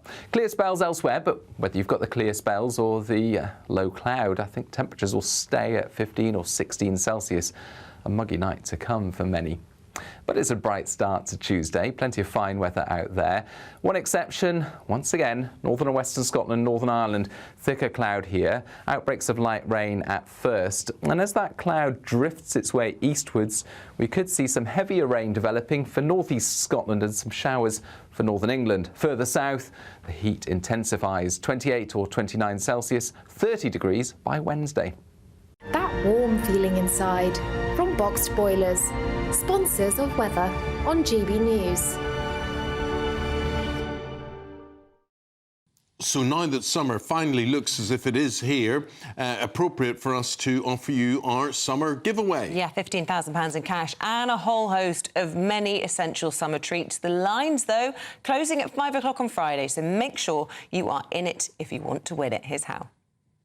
It's the final week to see how you can win big this summer. First, there's a totally tax-free £15,000 in cash to make your summer spectacular. Spend that extra cash however you like. You'll also win a brand new iPhone, Apple AirPods, and if that wasn't enough, a £500 voucher to spend at your favourite UK attraction. You have to hurry, as lines close at 5 p.m. on Friday. For another chance to win the iPhone, treats, and £15,000 cash, text WIN to 63232. Text costs £2 plus one standard network rate message. You can also enter online at gbnews.com/win. Entries cost £2, or post your name and number to GB06 PO Box 8690 Derby DE1 9TT. UK only. Entrants must be 18 or over. Lines close at 5 p.m. on Friday. Please check the closing time if listening or watching on demand.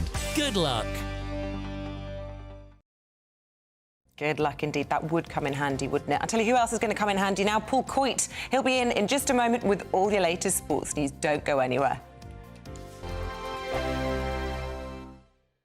This is GB News, Britain's news channel.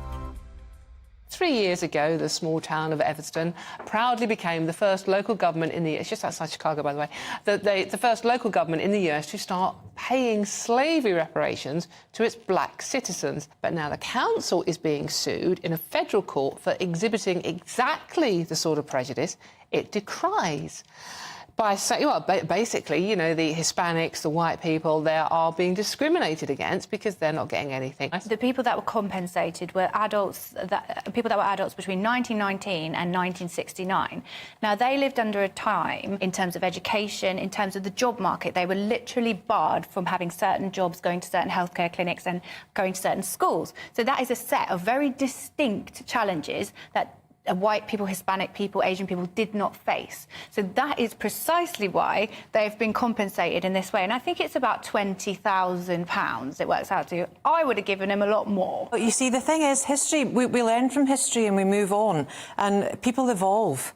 And in order to reach a certain goal and a certain level of parity, which is what we all want to do, and through no way of levelling up, and this is a form of levelling up, by the way, it's nothing else, and it's divisive and it's patronising, I think it's absolutely disgusting. There were people in modern history who were discriminated against constantly. And I think it's so divisive to keep going back, to keep reiterating, to keep saying, oh, poor you. Between 1919 and 1969, you couldn't get a mortgage. Well, that was wrong. No one's saying it was right. But do we need to be compensated for that? The legal challenge is saying that this is creating more divisions. Yes. The past is affecting the present, but not in a good way. The People's Channel. On election night, we are throwing a party. The GB News Election Night Watch Party will be live from Essex and you are all invited. On air from 10 o'clock, we'll have familiar faces from across the channel, entertainment and lots more stuff as we keep our eye on all the results as they come flying in. If you want to join our live Election Night Watch Party audience, scan the QR code on screen or go to gbnews.com/election party. Good afternoon, Britain. Your lunchtime update on the stories that matter across the UK. From breaking news and insightful analysis, inspiring stories and lively debates. You're comparing yourself to a former Prime Minister. Which is it? Stay informed, stay updated, stay entertained. I just don't know how anyone would not want to be there. Every weekday from midday. We are Good Afternoon Britain, only on GB News. Britain's news channel.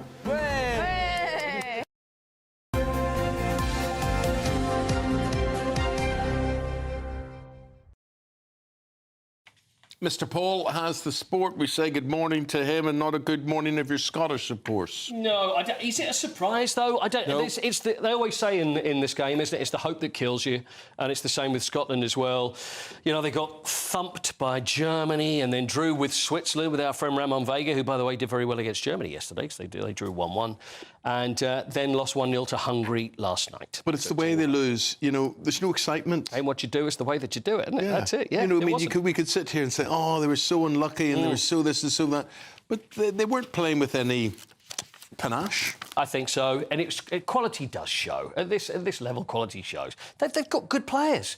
But I was watching it, and it was one of those games where you start watching it thinking, is this particularly interesting? Is it a very exciting game? Not particularly. They had a great chance of a penalty. I mean, the penalty shout, Steve Clarke is absolutely livid. The manager. I mean, let me listen what he said. This is Steve Clarke talking about the penalty that should have been last night. Or maybe 100% penalty. Somebody somewhere has to explain to me why that's not a penalty. It's 100%. And like I said, it's a one-goal game. We get the penalty. Can be a different night. I've got other words, but I'm not going to use them. I don't know what those other words were. But I've got a good idea. Well, he's desperate for goal. He's desperate for win. You know, that's what it is. I'd like to point out Scott McTominay. I just think he was their player of the tournament so far. He was great. And I often say this in his role for Manchester United. I think he's often underestimated, but, you know, really effective, useful player who plays centre midfield, but he originally trained as a striker, and it shows. He scores enough goals, doesn't he? He does. And what is interesting, with us, there's absolutely no loyalty, is there, in football? Because you've pointed out Manchester United, Scott McTominay, and I point out ex-Spurs player Harry Kane as the best player. But apart from that, you know... Apart from that, let's go to Hampden Park, where Scotland play their home international games, and we go to Tony Maguire. He's there for us this morning. Don't know what I'm waiting for. There we go. There he is. Tony, good morning. Quiet and empty and not much going on there. Not much singing and dancing.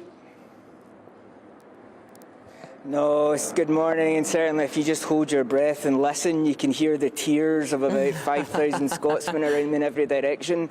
I think last night was a sore one. That 100th goal minute certainly had a lot of people, you know, up in arms, not least because it came after that penalty chance. You know, we saw the Hungarian player's knee go essentially straight into the calf.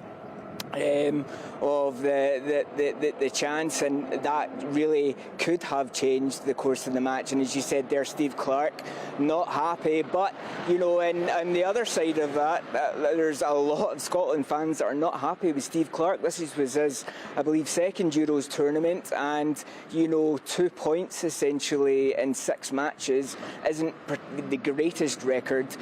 Scotland's actually only been in 4 Euros competitions really since 1992, and in the last 2 under Steve Clarke. Scotland fans now feeling particularly dejected, and I think, you know, who knows whether Steve Clarke will be here to see another one. And certainly, of course, we have to also mention that quite shocking head injury sustained by Barnabas Varga. We saw his, you know, teammates rally around and hold the sheets up while he was stretchered off the park eventually. But that obviously drove that Hungarian attack to come in. And as you say, a lot of people are saying there's just not enough chances. First half, Scotland definitely had most of the possession. But, you know, it's not all bad news. You know, I think we have to finish on the impact that the Tartan Army has had over there. We've had mayor approvals, and even a news organisation saying that 52% of those who voted Scots as the best fans. So all things considered, you know, I think we can hold our heads up high as we leave Germany. Thank you, Tony. Thank you. We'll leave it there. They didn't play any good, but they did have the good fans. Indeed. That mean a lot to me. Indeed. Good birthdays today. What have you got? I'll tell you, I do have a few for you today. So let's have a look and see what we have. First one, you tell me who these people are, and then you see... Lionel Messi. Look at that. No, I was actually talking about the bird there, but there we are. There he is, the finest footballer in the world. How old is Lionel Messi today? What do you reckon? Well, he's still playing, and he's... You know, he's still got plenty into of... Miami at the moment, so he's over in America. 34? 34? Older? No, he's older, he's older. 36 is my second 36, final. is that your second and final? Eamonn, what is it? I think he's 37. He is 37 years old. Yes. How about that? He shoots, he scores. If only Scotland had you playing for him yesterday. Right, let's go with another one then. So 1-0 to Eamonn. Let's try this one. On the left there, former England bowler, retired last year, and pundit now, the excellent Stuart Broad. Oh, with Molly from the Saturdays. Yeah. OK, I'm going to go 33. See, I like the way you're thinking, because you're thinking Molly from the Saturdays, and I think how old she is. Yeah. And then you go how old she is. I know Molly. And how old has Molly got to do with it? Well, because they're similar age, and they've just had their baby. You have babies and you're at, like, the early 30s. That's my method and my madness. Yeah, I like I think he's late 30s as well. So where are you going to go in with? What? What do you reckon then? Say 37 again. OK, I've gone 33, he's gone 37, and the answer is... 38. Oh! 38, one more. Right. One more. Have a look at this picture. There we are. That's the Wimbledon tennis final from 1977. Virginia Wade on the left. It's Betty Stover. That's who I want to know how old she is. Betty Stover. 97. The famous Dutch forehand specialist. Look at her look at all those flowers. And she lost. 61. 61 for Betty Stover. Go again. 1977, Eamonn. Come on. Don't give me an OK, 68. No. Younger? Older. 1977 was when that was. So that's 40 years ago. You were good at maths or bad at maths? You were bad. I'm terrible. 40 is... She's 77. 79. What? So how old was she when she won? Well, take Work off. that out, guys. Should be... Yeah, I'll have an answer for you tomorrow. 20s or early 30s. OK, I'd have thought you'd be younger to win Wimbledon, but... Very, very tall. Very tall. Well, very Dutch. She is. Look at that. She's very, very tall. But had a bad knee there. That's probably why she lost. She you lost. see the knees playing up. That's a good little game you play here with birthdays. Yeah, I like it. When's your birthday? 27th of February. And how old are you? 33. Yeah. I'm 34 next one. 34, OK. Well, thank you, Paul. Thank you. Appreciate you. Thank you. Love your birthday feeling comfortable party. here as well. Yeah. I like this. Yeah. We will take a break, and we've got standing by. We've got the Northern Ireland Secretary of State, Chris Heaton-Harris, and we're going to be talking to him about all things election right after this.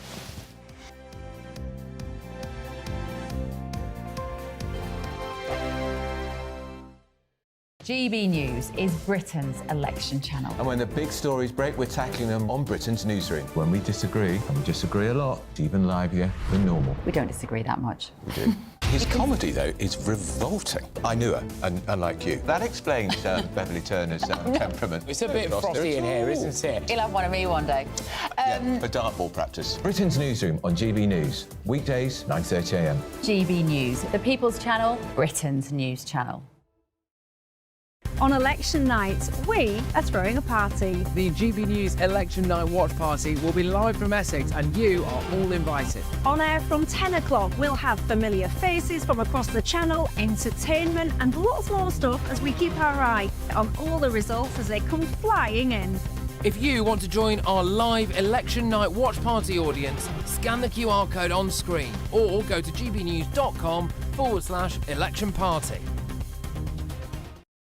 Join me, Neil Oliver, every Sunday night at 6 p.m. on GB News. And if an hour is not nearly enough for you, go to gbnews.com for special extended episodes online every Friday at 9 p.m, where we can truly get into the nitty-gritty of what's going on. GB News, Britain's news channel.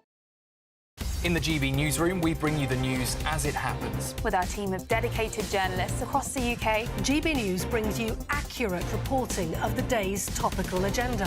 When the news breaks, wherever and whenever it's happening, We'll be there. This is GB News. The People's Channel, Britain's news channel. We're proud to be GB News, the People's Channel. And as you know, we always love to hear your views. Now, there's a new way of getting in touch with us at gbnews.com/yoursay. By commenting, you can be part of a live conversation and join our GB News community. You can even talk to me, Bev Turner, or any of the members of the GB News family. Good afternoon, Britain. Your lunchtime update on the stories that matter across the UK. From breaking news and insightful analysis, inspiring stories and lively debates. You're comparing yourself to a former Prime Minister. Which is it? Stay informed, stay updated, stay entertained. I just don't know how anyone would not want to be there. Every weekday from midday, We are Good Afternoon Britain, only on GB News. Britain's news channel. Are the newspapers getting you down? My wife didn't divorce me that month. Struggling to separate the wheat from the chaff? I know that it's a bit of a circus at the best of times. Well, don't worry, Headliners has got you covered. We'll take the burden of reading the day's news, and if we get depressed, who cares? It's an occupational hazard, frankly. That's Headliners on GB News from 11 p.m. till midnight, and the following morning, 5 till 6 a.m. on GB News, the comedy channel. Nah, just kidding. Britain's news channel.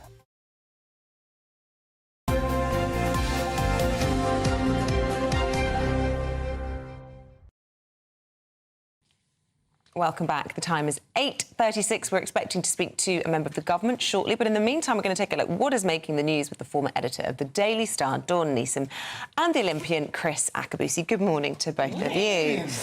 Chris, should we start with the story on the front of the FT, which is about a third of Conservative voters going elsewhere, according to a poll that they've conducted of the same group of people that they asked the same question to in January? That's right. Yeah. So this is just in 6 months? Yep, 16,000 people were surveyed at the end of January, and the beginning of June, those same 16,000 showed us a 32% swing away from the Conservatives. However, that said, the Conservatives still held their block because there also were the undecided who, for some reason, have now decided to back the Conservatives. So they don't say why, but they can show 32% of people left the Conservatives. Now, one thing that really struck me in the article was the fact that in the proportion of British voters who switched their preferred party between the general elections has shifted from about 13% in 1960 to closer to 60% today. People shop about more, don't they? Absolutely. So, back in the day, you knew who you were. You were either red or you were blue. Yes. And a two-party system worked. I'm blue collar, I work for the red guys, I'm a middle class, yeah? But that has changed now. Everything's up for grabs. And I think, looking through it, there was a sense that the uncertainty of politics, no one knows what anyone stands for, that actually everyone's grabbing the centre right, and the rise... It's not necessarily a bad thing. Why can't you have a fluid political thought? that you can say, and I feel like this, or this party now represents me. We weren't the same people in our 20s as we were in our 30s, as we were in our 40s, as 50s and so on. So why can't you change? No, so I've got nothing wrong with the polity, changing the view, but it's the political parties that, you know, there's no, who's left to send? OK, the Lib Dems. I mean, there needs to be a true Labour. Yeah, well, this Conservative vote was eroded, according to this poll, by 8% going... to Reform. To Reform, 6% going to Labour, 7% saying they're undecided, and 9% saying that they are less likely to vote at all, which was the biggest proportion, which I think is fascinating. It is interesting. There's another poll today, I think it's in the Telegraph, I couldn't find it, but saying that there's, I think, 130... All it takes is 130,000 undecided voters to not vote for Labour because of this supermajority fear, and that would change the whole, you know, we're predicting this sort of like landslide, but 130,000 votes shifting will change that, and you actually will get a much closer result than all the polls have been saying. In my circles, there's a lot of people who propose to spoil their vote. There's nobody out there that represents them, so they put not in my name. Not suggesting people do this, obviously. No. But, you know, but in my circles, that put not in my name on their ballot paper. What do you think about that? I think you should always vote sensibly. Yeah, but I don't think the party system allows you to vote sensibly, because you can't vote for what you want. You presented, people say, two sides of the same bottom. You know, they're much of a muchness, two bland guys stuck in fighting over the same sort of policies. What's wrong with not voting then? Well, that in itself is a statement, isn't it? Yeah. If you don't vote, you know, if someone gets elected with only 40% of the population voting, that in itself is a statement. But that's been the same with every government since the Second World War. We've never had a governing party in power that most of the country have voted for. What is wrong with not voting is that then you can't complain when the people that are voted in foist a whole lot of rubbish upon you. Yeah. Because you had your chance. Why does that not apply when you've spoiled your ballot? Same argument, really. No, I agree with you. I mean, I think, for me, it's a tryst against the system we've got, that actually you cannot vote for what you really, really want, and you've got a choice of one or two. I mean, I know Reform are making a bit of noise, but in the end, they're not going to get there, are they? No. Okay. It's too widespread, the vote for them, so they'll get a lot of votes, but they won't get any seats, and that's the problem. Right, Dawn, Chris, hold your thoughts. We're going to take a quick break, and we'll be right back after this.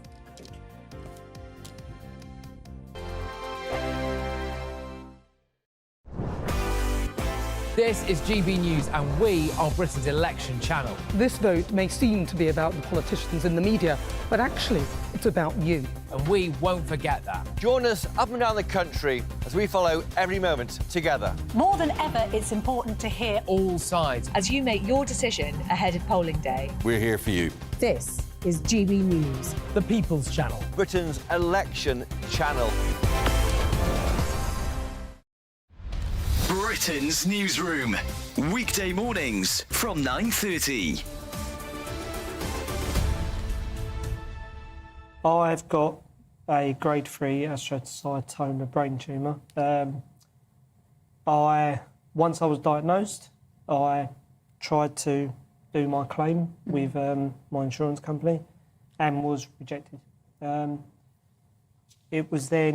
then also cancelled my life insurance and also cancelled my wife's policies as well. And this is Zurich Insurance, John. This is Zurich, and their point was, because you'd had some dizzy spells, which you hadn't told them about, they say dizzy spells equates to brain tumour, which there's no evidence to support that. I was with King's College Hospital. They ignored them. King's College Hospital were the experts. And you were expecting £25,000? Yeah, that was a critical illness claim. Critical illness, because you've got a critical illness. Clearly, it couldn't be more critical, could it? No. Michelle, you've got a lovely, poorly husband, and you're also worrying about paying the bills and what the future holds. Yeah. What impact is this having on you on a day-to-day basis? I try not to think too much about the future because it does upset me. I'm kind of thinking, when John does go, I'm left with a mortgage to pay and 2 young children. How old are your kids? 5 and 3. Right. Yeah. So it's incredibly tough. And are you working? I haven't worked since having the children. Right. And that's a decision we made when we had children. In the grand scheme of things, this amount of money is a drop in the ocean for a company like Zurich. Yeah, because I think they could make all this go away. I've read some of the statement. Zurich's saying, we're sorry to hear of the very difficult circumstances Mr. Rendler's family are experiencing. You're terminally ill, and they're calling that difficult circumstances. The People's Channel. GB News is Britain's election channel. And when the big stories break, we're tackling them on Britain's newsroom. When we disagree, and we disagree a lot, it's even livelier than normal. We don't disagree that much. We do. His comedy, though, is revolting. I knew her, unlike you. That explains Beverly Turner's temperament. It's a bit frosty in here, isn't it? He'll have one of me one day. For dartball practice. Britain's newsroom on GB News. Weekdays, 9:30 a.m. GB News, the People's Channel, Britain's news channel. On election night, we are throwing a party. The GB News Election Night Watch Party will be live from Essex and you are all invited. On air from 10 o'clock, we'll have familiar faces from across the channel, entertainment and lots more stuff as we keep our eye on all the results as they come flying in. If you want to join our live Election Night Watch Party audience, scan the QR code on screen or go to gbnews.com/election party.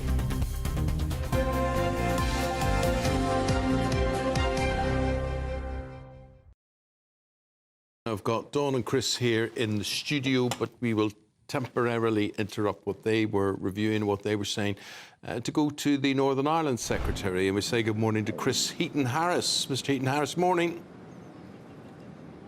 Good morning. Can you hear me okay? We can hear you loud and clear. The weather looks lovely wherever you are. Where are you this morning? I'm stood. I've got the Houses of Parliament just behind me, so I'm here in Westminster. And but I'm thick with cold because one thing I disagree entirely with the Prime Minister on was this isn't a summer election. This feels like a winter election. I've been rained on. I've had hail, and so I'm very happy with this. No, today you'll be good. Today the sun's coming out and shining today. I'm just looking. Not many good headlines for the Conservatives in the papers today. The Daily Mail saying 10 days left to stop the disaster of a Starmer supermajority. But the main headline and the main concern, Financial Times, Conservatives lose a third of their voters since January. Where have they gone, do you think? So, I've been conducting my own little poll over the course of the last 4 or 5 weeks since the election's been called. I've been on thousands of doorsteps. And so I would say the only poll that counts, and I think any politician from any political party will say the same, is the one that takes place on Election Day on the 4th of July. And that's when people do make up their mind, when they go and place their cross on the ballot between what will be... There are two choices at this general election. There's either going to be a Conservative Prime Minister or a Labour one. You're going to have Rishi Sunak or Keir Starmer.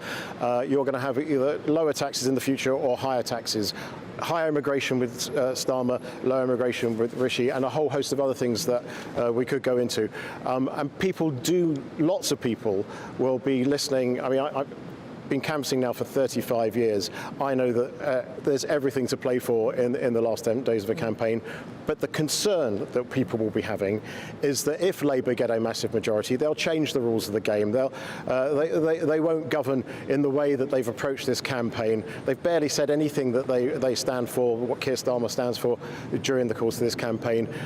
We cannot write them a blank cheque. And so there is a genuine concern amongst people that they don't know what that might mean. Yes, but whose fault is it that you are losing a third of your voters? And there are people within your own party who put this responsibility... I'm so sorry, I didn't get that. I'm just saying, whose fault is it that you're losing a third of your own voters? Is it Rishi Sunak? People saying within your own party that he's displayed a woeful lack of judgment, first on D-Day and now on his own aide, who has admitted to a huge error of judgment in relation to this betting scandal, and yet Rishi Sunak's not doing anything about it and being seen as very weak. So I think let's wait and see to the 4th of July how people will actually vote. There are plenty of polls available that say all sorts of different things. Two from the same polling organisation last week that said vastly different things. So polls are polls, and I'm not even convinced we should have them as part of be allowed for polling in the last 2 weeks of an election campaign. But that is my personal opinion, nothing to do with the party. However, we have got to make sure that we get our message across, and it's a fair challenge that you make that we have made, especially in the last couple of weeks. We've given headlines that we didn't need to give because we should be talking about how we want to lower taxes for people after we've come through COVID and the war in Ukraine and higher energy prices. And when we supported people there, that's cost us money. But we're now in a better state. The economy is much better. The inflation's down to 2%. There's a hope that people's mortgages will drop, and therefore people have more money in there. Or you get Keir Starmer's Labour, who just want to tax more. As night follows day, Labour will increase your taxes, and they won't say what they're going to do on capital gains tax, on inheritance tax, a whole range of different taxes, council tax. They're going to raise tax VAT on independent school fees, a whole host of areas which do really affect people. We have Labour on very shortly. We'll be asking all of those questions. My question to you was about Rishi Sunak and whether or not he is the problem in all of this, and whether or not you think he's shown a lack of judgment by not taking swift action to deal with this problem of this huge betting scandal within your own party. I mean, the question's about whether any cabinet ministers caught up in this. I apologise because the question, forgive me, the question I heard was about the polling and where Conservative voters gone, and I don't think they've actually gone that far. They just need persuading to vote Conservative, and I believe we'll see all sorts of different results on the election day. I think you'll see incumbency come through for political parties of all types where they've got good MPs. What about this betting scandal? You're not answering the question. Forgive me, but people at home will be frustrated. We've got a limited amount of time. You're not answering it. The Gambling Commission are looking. Sorry, the Gambling Commission are looking into the betting scandal. They've issued a statement over the weekend that says they're investigating it. They are not going to confirm or deny names, and they're not going to comment further while the investigation goes on. Rishi Sunak has said himself that if anybody's found guilty in that investigation, they'll be thrown out of the party. I don't think it can be much clearer than that. OK, on the issue of Nigel Farage and his comments about Putin, there's some criticism of sort of, I don't know what the word is, hypocrisy maybe, people saying that what he said is morally repugnant, and Rishi Sunak's condemned it. But actually the Conservatives have been cozying up to him as recently as 2012, 2013 in the preamble to the invasion of Crimea. I'm so sorry, we didn't get any of that. Can't hear me. Here. Okay. Well, look, Chris, we'll leave it there. Obviously, big problems with your communication, my friend. We'll just say goodbye to you if that's OK. And sorry about the communication problems. We'll leave it there. Thank you. Dawn and Chris, I do want to, I think it's a very serious question that we should deal with, and that's tickling. Tickling with partners. So if you have a partner that tickles, I don't like tickling. You don't? I don't. I don't either. I don't like. I can't say I particularly had a partner who was obsessed with tickling me, but if I did, I wouldn't. Were you into tickling? No, but I mean, I'm sorry, but I just tickle my kids all the time. I associate tickling with my children, not necessarily adult time. So you wouldn't be putty in my hands if I was to tickle your No, ribs. I'd probably whack you. Right, OK. I'm not even ticklish. I mean, I don't know. You're dead inside.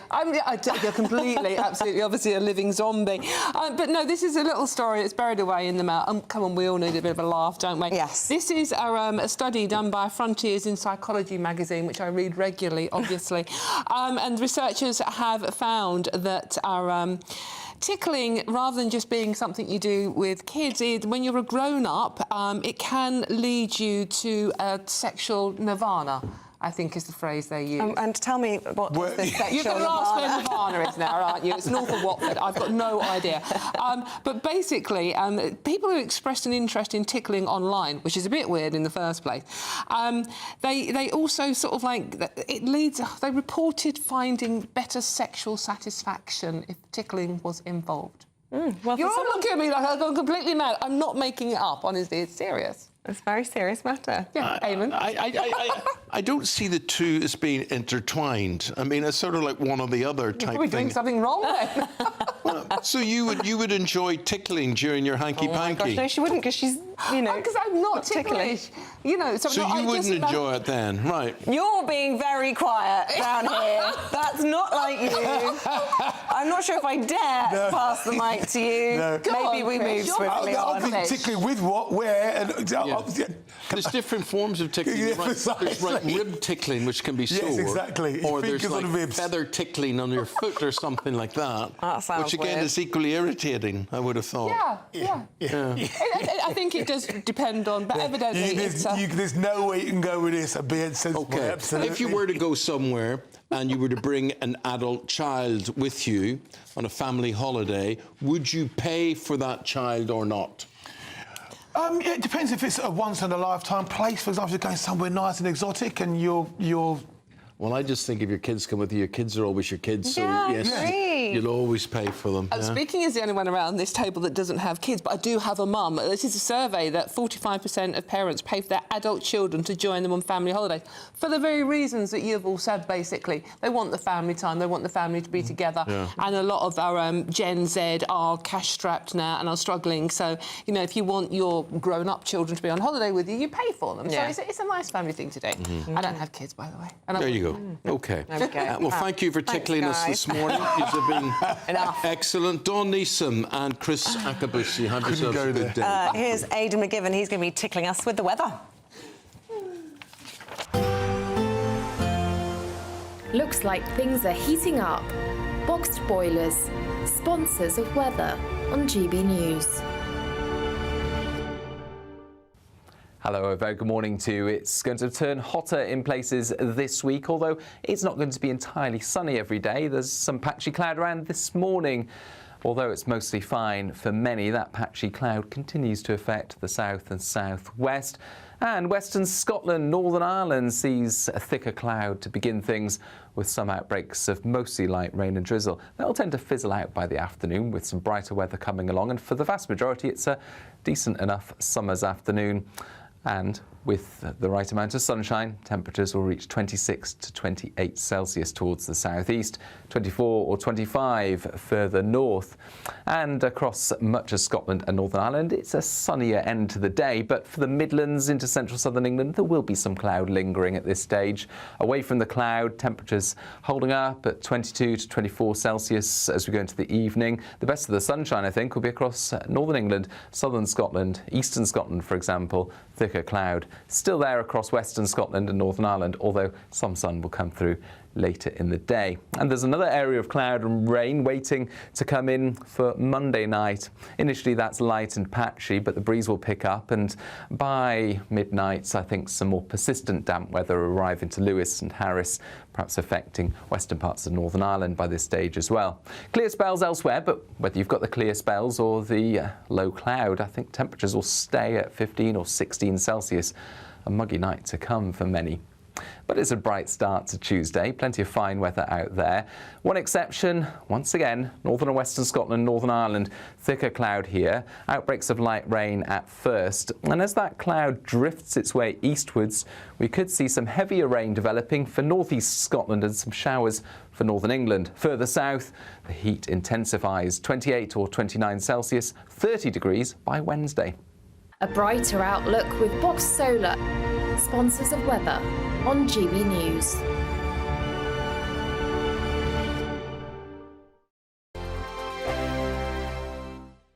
It's the final week to see how you could win big this summer. First, there's a fabulous £15,000 in tax-free cash to ensure this summer is special. What would you spend that on? Next, you'll also receive the latest iPhone 15 and a set of Apple AirPods. And finally, £500 to spend at your favourite UK attraction. You have to hurry, as lines close at 5 p.m. on Friday. For another chance to win the iPhone, treats and £15,000 cash, cash. Text prize to 63232. Text costs £2 plus 1 standard network rate message. You can also enter online at gbnews.com/win. Entries cost £2 or post your name and number to GB06 PO Box 8690 Derby DE1 9TT. UK only. Entrance must be 18 or over. Lines close at 5 p.m. on Friday. Please check the closing time if listening or watching on demand. Good luck. If you want your news to be straight talking, this is the nightmare for the Conservatives again. Down to earth. It's not just Nottingham where this is happening, is it? And most importantly, honest. Hard-working, middle-class taxpayers, they'll get their book thrown at them. Then catch me, Martin Daubney, Monday to Friday, 3 till 6 p.m. on GB News, Britain's news channel. Join me, Nana Akweer, for an informative, interactive news programme with a difference. It's fun. It's true. You're not wrong. No one will be cancelled. Lovely. Join me from 3 p.m. every weekend, only on GB News, Britain's news channel. I'm Christopher Hope. From pop stars to politicians, I'll interview anybody in a pub who's got a political opinion. Join me every Friday on Spotify, Apple Podcasts, YouTube or gbnews.com, or wherever you get your podcasts. GB News, Britain's election channel. On election night, we are throwing a party. The GB News Election Night Watch Party will be live from Essex and you are all invited. On air from 10 o'clock, we'll have familiar faces from across the channel, entertainment and lots more stuff as we keep our eye on all the results as they come flying in. If you want to join our live Election Night Watch Party audience, scan the QR code on screen or go to gbnews.com/election party. Are the newspapers getting you down? My wife didn't divorce me that month. Struggling to separate the wheat from the chaff? I know that it's a bit of a circus at the best of times. Well, don't worry, Headliners has got you covered. We'll take the burden of reading the day's news, and if we get depressed, who cares? It's an occupational hazard, frankly. That's Headliners on GB News from 11 p.m. till midnight, and the following morning, 5 till 6 a.m. on GB News, the comedy channel. Nah, just kidding. Britain's news channel.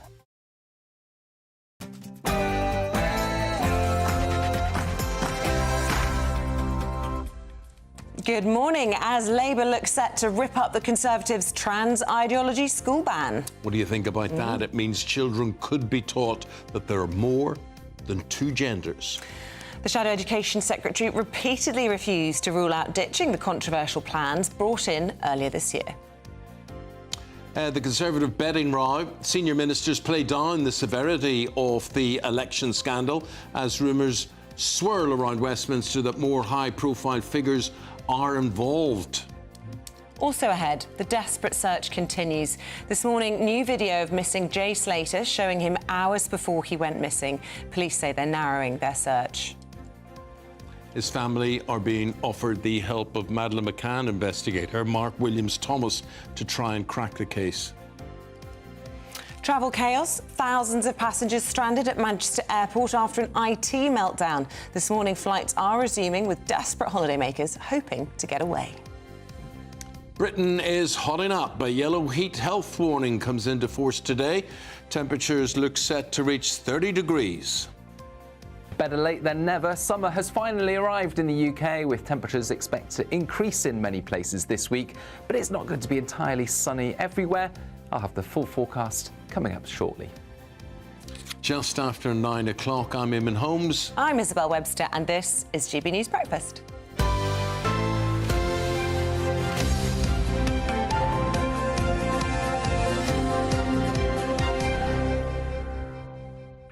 A new day, a new week, and a new set here on GB News Breakfast. So beautiful desk. I hope you noticed, and thank you for your company this morning. I hope you like it. Yeah, I like it. What do you think? I like it. I like being able to see the guests here and here, and it's all fresh and bright and new. And we used to be on stools whizzy prior to this. Yes. Stools. We have to balance on stools anymore. We were perched there for 2 years or so, but now we've got nice seats. They're good. They can even swing around. It's an upgrade, and we're very pleased. Let us know what you think this morning. gbnews.com/your say. Labour looks set to bring trans issues back into the classroom. as they announce a review of the guidance released by the Conservatives earlier in the year. It comes as Labour also plan to cut down on the paperwork involved in changing gender by removing the need to prove that they've lived as their preferred gender for 2 years. The advice was announced by the Conservatives earlier this year and is due to be reviewed if Keir Starmer does win the general election. Rishi Sunak, meanwhile, has warned that it would take decades to recover from the disaster of a Labour government. The Prime Minister faces his own issues as tensions rise from within his party, as he's been urged to take a tougher stance on the gambling scandal. Well, we'll be speaking in just a moment to Wes Streeting, the Shadow Health Secretary, about all things Labour, including his latest plans on dentistry. And we'll also be reflecting on everything that the Tories are up to. And who better to talk to than Christopher Hope, who joins us from the Conservative battle bus this morning up in Edinburgh. Good morning to you, Chris. A few more dodgy headlines, I suppose you could say, for the Prime Minister. This betting scandal is a bit of a headache. Do you think he's handling it well? Well, he's doing all he can do, Isabel, isn't he? Morning, Eamonn, and great set, by the way. Yeah, he's doing all he can, but he's got as many as 40 people we think knew about this, the date of the 4th of July. The Gambling Commission is going through those people. If any of them put money on more than £200 to gamble on the date of the election, then after that you have the second tier: family members, wives, husbands, girlfriends, boyfriends, and the like. If they put money on, and you're talking to the Tories over the weekend, it's very hard to get ahead of it. They're not sure where this ends. They can't pressure the Independent Gambling Commission to try and draw a line under it quickly and ahead of polling day, which is now Thursday next week. I've had texts over the weekend from former Tory MPs, now candidates, fighting what should be extremely safe Tory seats. They're saying that Gamblinggate is cutting through on the ground and is now hurting them when they go and try and canvass for support. Reform UK is benefiting. So there's a real problem here, I think. But so far we have 4 high-ranking Tories, 2 candidates, 2 officials, plus a policeman in the PM's protection team. They are now implicated in this scandal. Of course, they would deny wrongdoing. They're not commenting. But the real concerns here, I think, for the Tory party: how do they get ahead of it? What could the PM say here in Edinburgh? He's launching today the Scottish Tory manifesto. What can he say here which would draw a line under it? You say he's doing all he can do. Could he put pressure, for example, on the Gambling Commission to expedite things, given that we are in a general election? And also the very fact that one of those people who's implicated has actually sort of admitted it and said, had a huge error of judgment. That in itself should be grounds for the harshest of discipline, surely. Well, you might think so, but of course the Gambling Commission is independent of government, and the PM can't be seen to try and force through and tell the Commission to come to any early decisions to get him off the hook politically. And the problem is, where do you stop? The net will be quite wide. If say 40 people knew about the date of the July 4th election, how much wider? Who do they tell in the period when they knew? And did they put money on? So it can go wider and wider. That's part of the problem. Where are you heading to today? Can you tell us? We're in Edinburgh for the Scottish Conservative manifesto launch, about 7 days after the Labour and the Lib Dems launched theirs. We're just getting off the bus now, Eamonn, so I may have to leave you, but we'll be hearing. You got me there, but but we're doing our best. Yeah, so we'll be hearing later from the PM.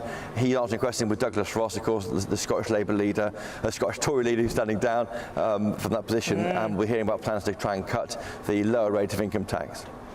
Good man. Stuff. Make sure you've got your ticket getting off there. Thank you very much indeed. I love live television for that sort of thing, because there's other journalists on that bus and they're all having to wait until we finish our interview, and it's just quite entertaining when that happens. But you just got to wait. The show must go on. And talking about entertaining, the final week to see how you could win our summer giveaway, £15,000 cash and a whole host of treats. But be warned, lines close at 5 o'clock on Friday. You've got to be in it to win it. Here's how it could be yours.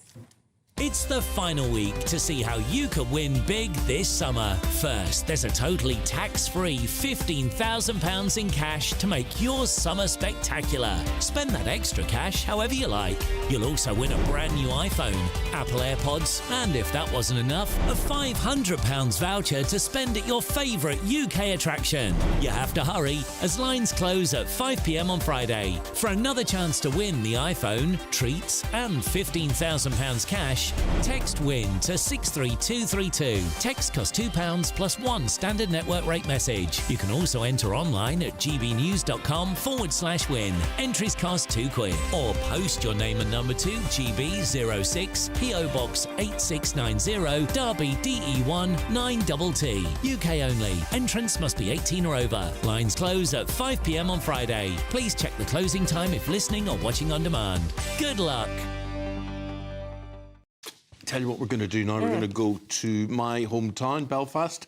Dougie Beattie there this morning because there's another political party, Dougie, and a political party that can play a big role in the election, and that's the Democratic Unionist Party, which is the single biggest party in Northern Ireland. It is indeed, and they've chose to launch their manifesto here at the Danny Blanchflower Stadium in East Belfast. Of course, this is the home of Gavin Robertson, the leader of the DUP, but it's also one of the tightest electoral battles that we have at this moment in time, and that really comes down to a few things. Number one, that there is another unionist party now deciding to stand in these Westminster seats. There's 18 Westminster seats in Northern Ireland, 8 of those held by the DUP, 7 by Sinn Féin, 2 by the SDLP and 1 by the Alliance Party. Now, when unionists start putting more and more parties in place, well, it shreds the vote. I mean, the last time round there was about a 1,900 votes difference between the Alliance Party and the DUP. The TUV, together with Reform, have decided to stand in this area as well, and that may well hand that seat to the Alliance Party. And the reason that I'm going down that road is, as I've been out round the province, the one thing that unionist voters are very, very clearly asking for is unionist unity. Now, back in our day when we were voting, and you will remember this well, Eamonn, you had 2 major parties. You had the Ulster Unionist Party and you had the SDLP. And when the 1998 Good Friday Agreement was signed, lots of those smaller parties started to come in from the sides. And after the election, I think it was in 2004, 2005, David Trimble, the then leader of the Ulster Unionist Party, lost his seat, and the collapse of the Ulster Unionist Party started at that stage, and the DUP became the largest party, as did Sinn Féin, passing the SDLP. And most of these parties are now facing real problems to decide what their policies will be and having to give real policies to the people. The DUP are facing problems over the framework document, and Sinn Féin are facing problems over their stance on immigration, and that played out badly for them in the Republic of Ireland. So tight battles to be had, and one of them right here in East Belfast. But the irony is Sinn Féin don't take those seats at Westminster. That's a whole other story, which we haven't got time for this morning, Douglas, because we're joined now by the Shadow Health Secretary. We have to go to Wes Streeting. Good morning. Thank you very much for standing by. Good to see you. I want to start with the betting scandal, if you will. We've been talking in the last half an hour to Chris Heaton-Harris for the government. He was pretty relaxed with the way it's being handled by the Prime Minister, but he was very concerned, actually, about Labour's involvement on all of this, saying that they perhaps could have been putting undue pressure on the Gambling Commission. Yeah, I think he's got a bit of a cheek, actually, given that Rishi Sunak and the Conservative Party are trying to hide who's involved, duck scrutiny and accountability during a general election campaign, and hide behind the Gambling Commission rather than come up and take some responsibility. Rishi Sunak is the only person in this country who knew for certain when the election date would be and who he chose to share that information with. We already know that one of his closest parliamentary aides placed a bet, and he has accepted that and he's apologised for that. But from the Prime Minister, we've seen a total weakness and lack of leadership. And to now try and suggest that somehow we're doing something wrong by asking for transparency in an election campaign, I think people should start to question, what is it the Conservatives have to hide, and why are they so desperate to hide it? First one always to say that there is due process and it has to be followed, innocent until proven guilty, etc. I mean, Rishi Sunak's simply following the rules, isn't he? Well, look, I mean, you know, when in the past, you know, we had Keir Starmer and Angela Rayner subjected to allegations and attacks, I mean, Keir and Angela both said very clearly, look, if we're found guilty of wrongdoing, we're going to resign. I mean, is Rishi Sunak saying that Conservative candidates at this election will resign if they're found to have broken the law and the Gambling Commission rules? Where does the buck stop? Where does the responsibility lie? And why isn't he just being honest with people about who's involved, what the allegations are? Because I think often in politics it's the cover-up that ends up being even worse than the crime. And so I do think the Prime Minister should be honest with people about who's suspected, who's under investigation, and what he plans to do about it. But as ever with Rishi Sunak, I'm afraid he's too weak to lead his party, let alone, you know, to lead the country. Being honest, talking about honesty with the British public about its approach on trans issues. A number of the papers this morning talking about reviews. If you do get elected, one on school curriculums and reintroducing multiple genders to school curriculums, and the other one on self-ID, making it easier for people to legally transition. Are you being completely honest about Labour's approach to all of this? We are, and let me just spell out clearly on those two issues. Firstly, the review that's underway about guidance in schools is a review that the government has commissioned but hasn't finished because of the general election being called. And all our Shadow Education Secretary, Bridget Phillipson, has said is that we'll consider the responses to that review. But we're not interested in children being taught about multiple genders. Actually, we're more interested in this election about children being taught maths and science by qualified teachers. That's our priority. And on gender recognition law reform, let me be really clear about this. We have learned the lessons of the failure in Scotland. We do not think self-ID can work in law. We do believe that to obtain a gender recognition certificate, you should require a diagnosis from a qualified doctor, and so that's the simplification of the process we want to see, is about the bureaucracy. We are not in the business of introducing self-ID into law, because we saw in Scotland what happens when you legislate for good intentions but fail to take into account how well-intentioned laws for trans people could be used by people who are either taking the mick at best or have more sinister and ulterior motives at worst. We're not going to make the same mistakes as the SNP. And there are people like J.K. Rowling, who's come out over the weekend saying she simply cannot trust Labour to protect women's spaces, to protect hard-fought women's rights. That's got to be a hugely damaging call from her. Yeah, I was really gutted actually with what J.K. Rowling said, but we have to take the criticism on the chin and work with people to demonstrate that we're in a good place on this as a party. I think we have listened and genuinely listened to the debate that's been taking place on this, and I feel actually really optimistic that we can find a way through that treats trans people in our country with the dignity, the respect, the support and care that they deserve, without compromising on the sex-based rights of women, whether that's women's spaces, women's voices, women's rights. I'm sure we can find a way forward. In fact, the last Labour government, when we designed the Equality Act, we enshrined those single-sex exemptions for women in law. We're determined to protect them if we're in government after the next general election. Well, Wes, well done you, because that's pretty straight talking, and maybe that's just what we need. We need somebody who, you know, will be in any future government, likely government, to say it as it is, and maybe J.K. Rowling needs to have a conversation with you at the end of the day. But I thought you were very clear about all of that, so well done on that. What I'm not so clear about is why on this hottest day of the year, and this most beautiful day, and whatever, that you look as if you're inside a wardrobe this morning, a very dark oak. Why? You look like the Prince of Darkness this morning. I'm looking, I'm saying, where is he? Yeah.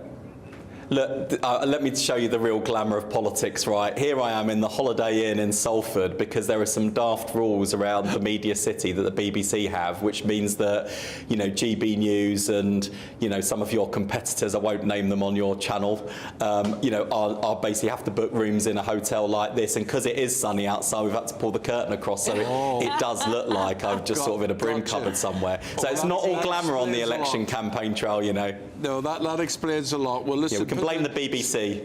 Slap on the skin protection this morning. Today, then it's going to be a hot day. If they let you out. And thank you for your time this morning. Appreciate Absolutely. it. Thank you. No, thanks a lot. Nice to talk to you both. Thank you. Thank you. Right, Andrew Pearce and Nana Akua are with you to look ahead to Britain's newsroom, and we'll talk about that right after this.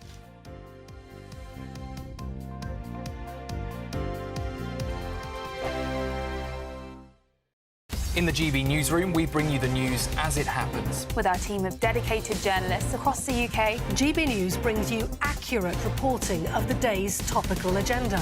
When the news breaks, wherever and whenever it's happening, we'll be there.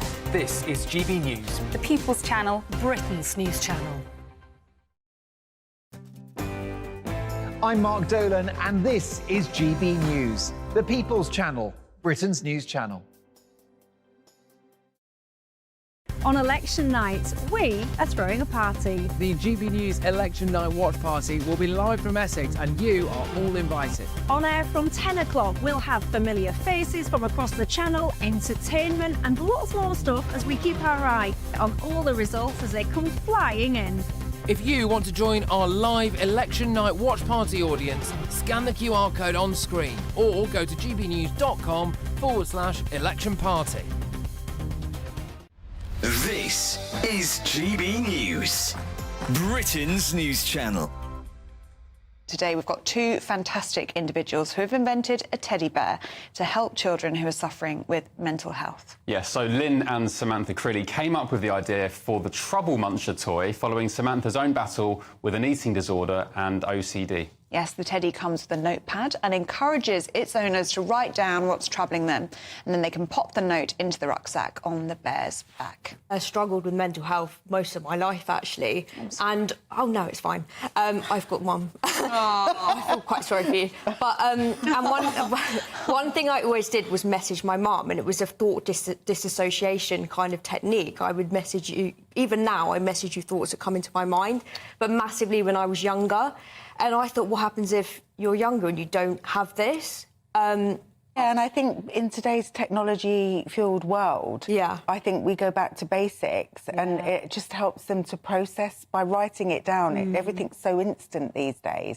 So it's like an indirect way of telling your parents how you're feeling, what you're going through. Such a great idea. What's the feedback been from parents who have got a trouble muncher for their kids? What you got any stories? It's been really good. In one household, he sits on the kitchen side, and I think during the day, the parents, the children put their worries in, or at night, and then they know that their parents will look at it during the day. And it's gone into some schools as well. You'd imagine you'd want one of these trouble munchers in every classroom and in every school up and down the country, because children who are being bullied, for example, who feel like they can't tell their parents, they're too embarrassed to talk about it. This is such an important tool, isn't it, for children to communicate that? Yeah, well, you were saying Mum's a mental health counsellor, and you had a young child who had Snapchat AI. So you talk to an AI in Snapchat, and that's what they talk to now.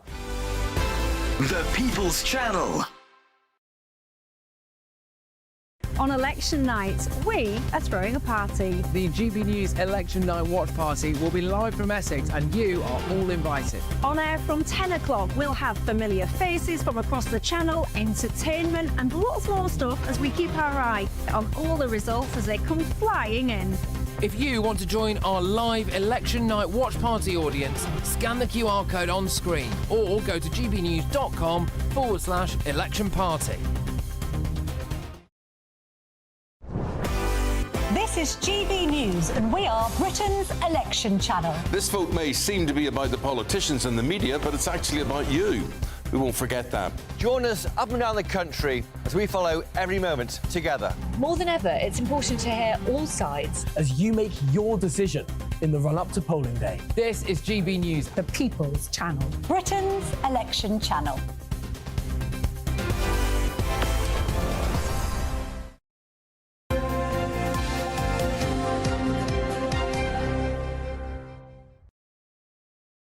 and Drew and Nana here. They've got Britain's newsroom coming up very, very shortly. Guys, what's leading for you? Oh, it's a new set, isn't it? Isn't it? It's Love it. Yeah. I really like this. We're very Feels excited. Good.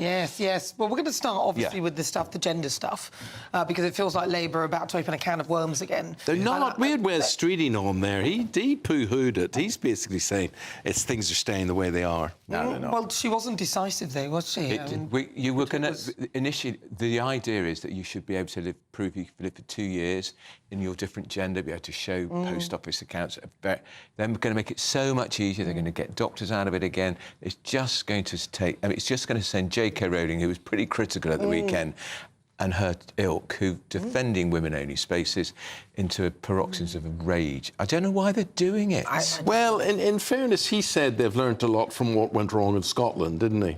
Well, yeah, but he did also say he was gutted about J.K. Rowling's comments, and, you know, they should take them seriously. Why doesn't he listen to her? She's a woman who says women's rights are being steamrollered. And she can't trust Labour. She can't trust Labour. And this is a woman who, when Gordon Brown was leader of the Labour Party and Prime Minister, gave £1 million of her own money. I think she's got a lot of money. Yeah. But that's how I think someone should be having a conversation with her if it's, You'd think so, because she's a huge figure and she's very influential to young people in particular. Well, there's no consistency with it either, because some say there are 76 genders, one said there's 68, another one says there's 12. What are they going to be teaching? That's the worry. I remember when I read a piece in the Mail about this a few years ago, we'd got to 56 genders and I had made a joke because my payoff, at some point there'll be 57, just like Heinz. And now we're way above that. Above that, Well, I was talking to Luciana Burger earlier, and she was saying this is such a complex issue. I said, it's not that complex. No. There are two genders. Mel Feelman. Yeah. No, people like that have made it complicated because they've enabled it, they've indulged it.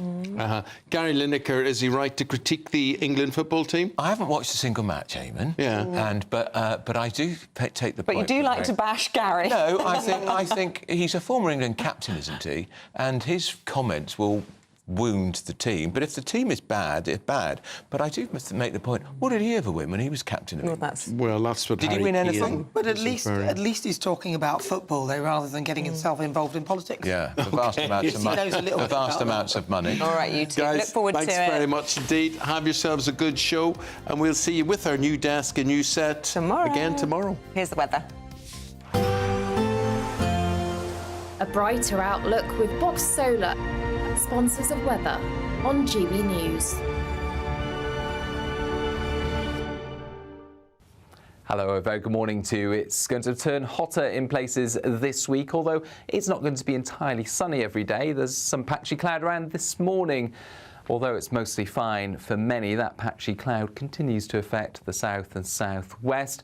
And Western Scotland, Northern Ireland sees a thicker cloud to begin things, with some outbreaks of mostly light rain and drizzle. That'll tend to fizzle out by the afternoon with some brighter weather coming along, and for the vast majority it's a decent enough summer's afternoon.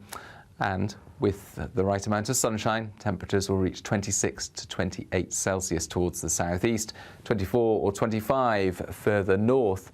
And across much of Scotland and Northern Ireland, it's a sunnier end to the day, but for the Midlands into central southern England, there will be some cloud lingering at this stage. Away from the cloud, temperatures holding up at 22 to 24 Celsius as we go into the evening. The best of the sunshine, I think, will be across northern England, southern Scotland, eastern Scotland, for example. Thicker cloud still there across western Scotland and Northern Ireland, although some sun will come through later in the day. And there's another area of cloud and rain waiting to come in for Monday night. Initially that's light and patchy, but the breeze will pick up, and by midnight I think some more persistent damp weather arrive into Lewis and Harris, perhaps affecting western parts of Northern Ireland by this stage as well. Clear spells elsewhere, but whether you've got the clear spells or the low cloud, I think temperatures will stay at 15 or 16 Celsius. A muggy night to come for many. But it's a bright start to Tuesday, plenty of fine weather out there. One exception, once again, northern and western Scotland, Northern Ireland, thicker cloud here, outbreaks of light rain at first. And as that cloud drifts its way eastwards, we could see some heavier rain developing for northeast Scotland and some showers for northern England. Further south, the heat intensifies, 28 or 29 Celsius, 30 degrees by Wednesday. That warm feeling inside from Boxed Boilers, sponsors of weather on GB News.